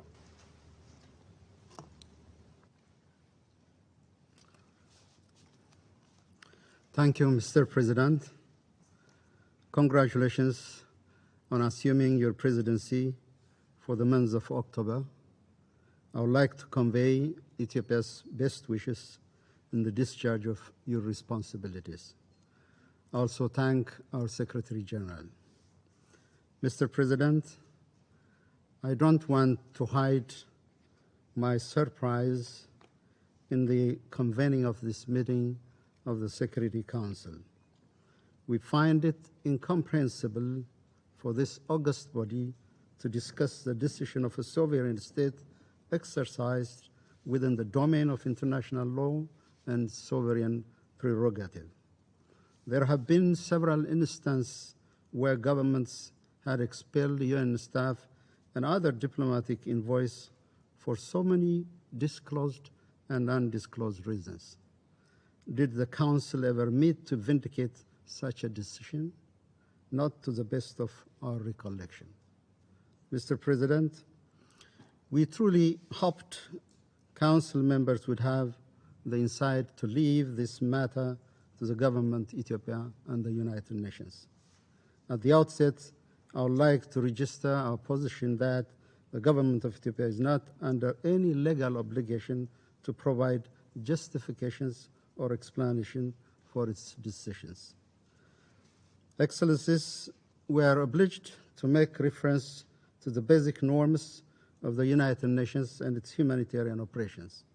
The General Assembly resolution on guiding principles for humanitarian assistance 46/182 provides the sovereignty, territorial integrity, and national unity of states must be fully respected in accordance with the Charter of the United Nations. The most fundamental element of the sovereignty of the state has to do with their prerogative to determine who enters, remains in, exists in their territory. When we appeal for support and work with the UN or other humanitarian operators, we have not foregone this fundamental right. Therefore, the government will continue exercising its due right and responsibility on monitoring and screening all humanitarian operators in Ethiopia. Any suggestion to the contrary is unacceptable.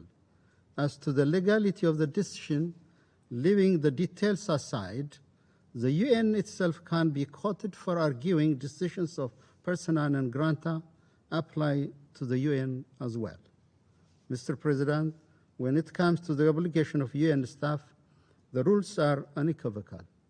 Article 101, paragraph 3 of the UN Charter provides all staff members employed by the United Nations must have the highest standards of efficiency, competence, and integrity.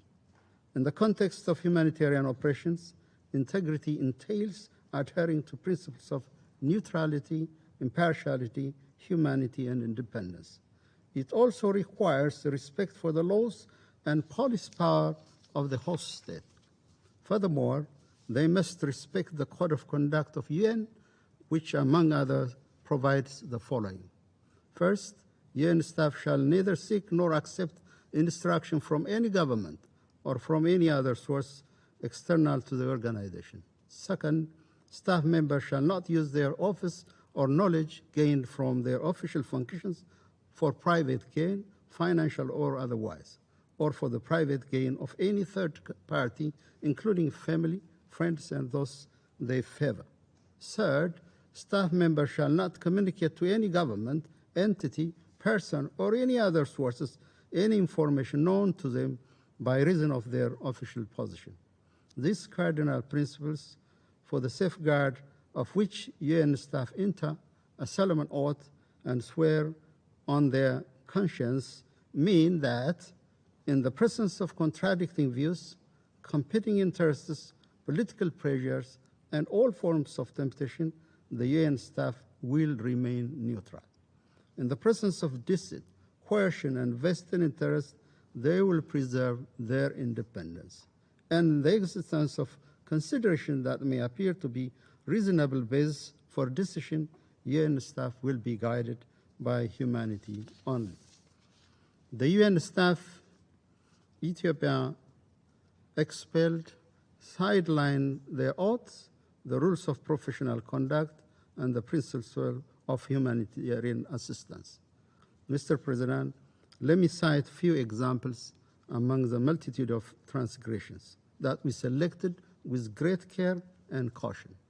Needless to say, the misconduct of few individuals doesn't speak to the professional and able team of the UN in Ethiopia or anywhere else. Rather, it speaks of the serious ethical dilemma that existed in the humanitarian operation in Ethiopia for the past 11 months. These individuals executed the conspiracy created by TPLF and its member to generate an image of extreme casualty that warrants quote-unquote humanitarian intervention and rescues the criminal group. To use their own words, they were looking to create a Darfur-like situation. They suddenly and overnight created 1 million victims of health disaster, while OCHA country office reports 2.8 million people that need emergency health assistance.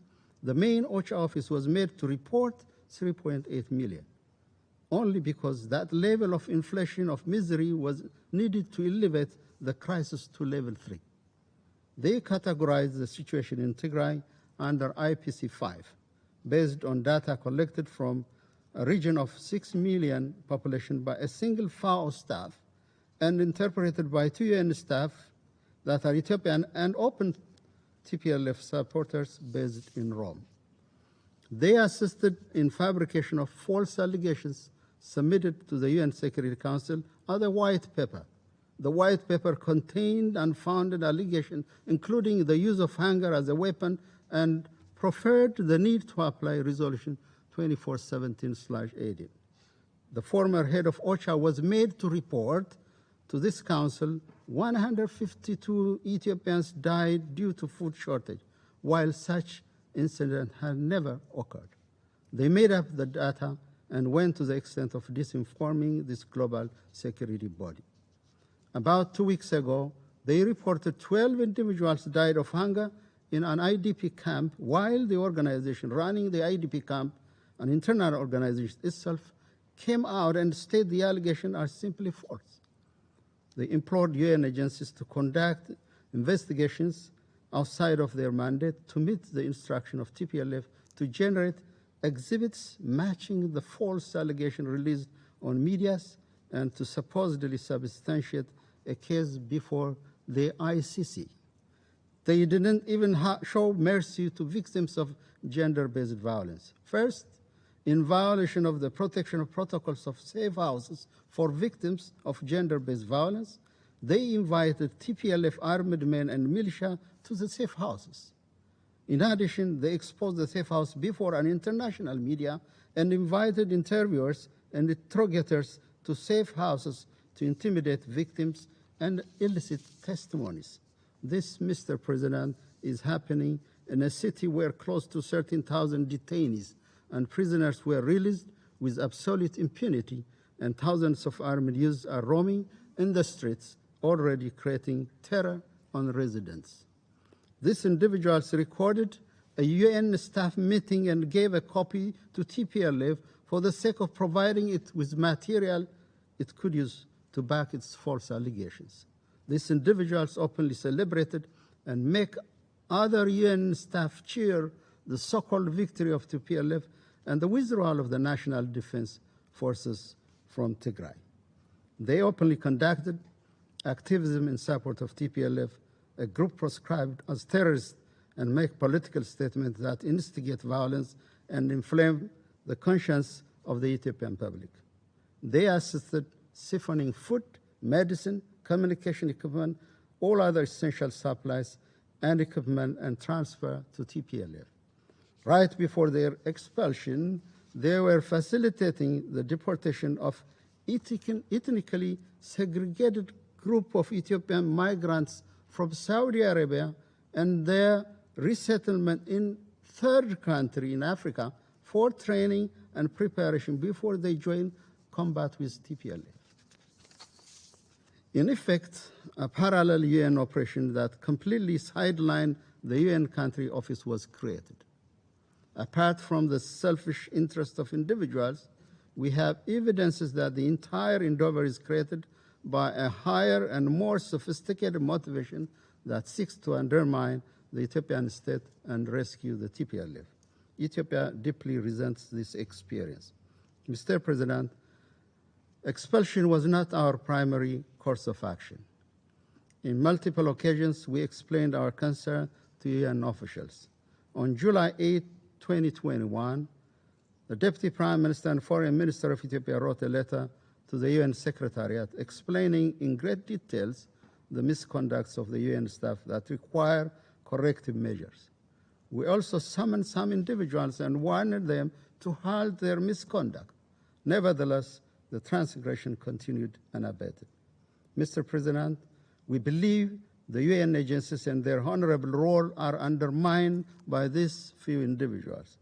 Our request from the United Nations is, first, to deploy new staff that are aware of and will adhere to their professional code of conduct. Overwhelming majority of UN staff fulfill this requirement and would distance themselves from political mercenarism. The government of Ethiopia stands ready to assist expeditious deployment of the replacement. More importantly, we request the UN to review all the reports, statements, and assessments that were produced on the situation in Ethiopia in the past year. These reports and data and information they contain must be verified. This audit is necessary for us to build and sustain trust and advance the exemplary cooperation between the Ethiopian government and the United Nations. Mr. President, the United Nations is an invaluable development and humanitarian partner for Ethiopia for many years. I want to underscore the great values we attach to the support of our organization during this difficult time. We also believe majority of the UN staff we have the privilege of working with have the requisite integrity and decency. Mr. President, I would like to reassure this Council the new Ethiopian government established with the popular will and mandate of the Ethiopian people to herald peace and prosperity stands ready to work with the international community to address long-standing and current challenges. We welcome and value initiative by leaders of our region, the African Union, and the support of the Secretary General Antonio Guterres toward sustaining peace and stability in Ethiopia. We assure you that we will facilitate the visa requests. No one should doubt the Ethiopian tradition of hospitality. What we ask is respect, dignity, and honesty, open and candid discussion. We will, as we did in the past, we will always stretch our hands to all those who treat us with dignity and equality. That is, and this is the story of an Ethiopian life since the time of the League of Nations. I thank you.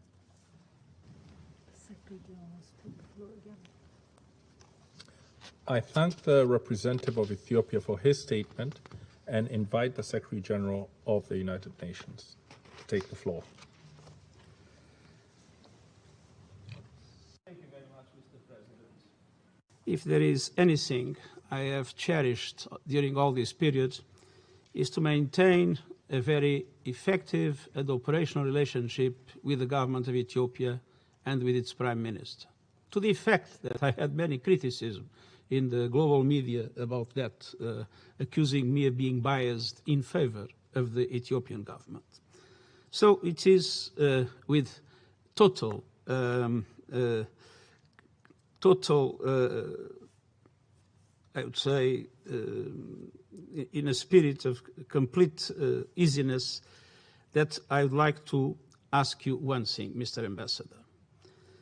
If there is any written document provided by the Ethiopian government to any UN institution about any of the 8 members of the UN that were expelled, I would like to receive a copy of that document, because I have not had any knowledge of any of them, and it would be very useful for me to detect if documents are given to the UN and not given to my knowledge. Then I have to investigate what has happened in my organization.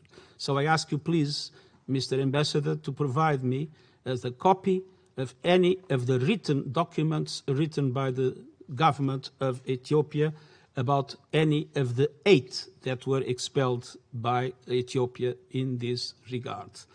And I would recall that twice I told the Prime Minister that if there were concerns about lack of, I'd say, lack of impartiality of the UN staff, that I asked him, please send me those situations for me to be able to investigate. Twice I asked it to the Prime Minister. Until now, I had no response to these requests. And so, for us, the question is very simple. We believe that Ethiopia has not the right to expel these 8 members of the UN. We believe Ethiopia is violating international law in doing so. And we are ready to cooperate with the government of Ethiopia in relation to any situation in which the government of Ethiopia feels that any member of the UN is not behaving in total impartiality, in total independence, as humanitarian law prescribes and humanitarian principles establish. I want to tell you, Mr. Ambassador, we want to cooperate with the government of Ethiopia because we have only one agenda in Ethiopia, and that agenda is the people of Ethiopia. Tigrayans, Amarans, Afaris, Somalis, the people of Ethiopia. The people of Ethiopia is suffering. We have no other interest but to help stop that suffering. Thank you very much.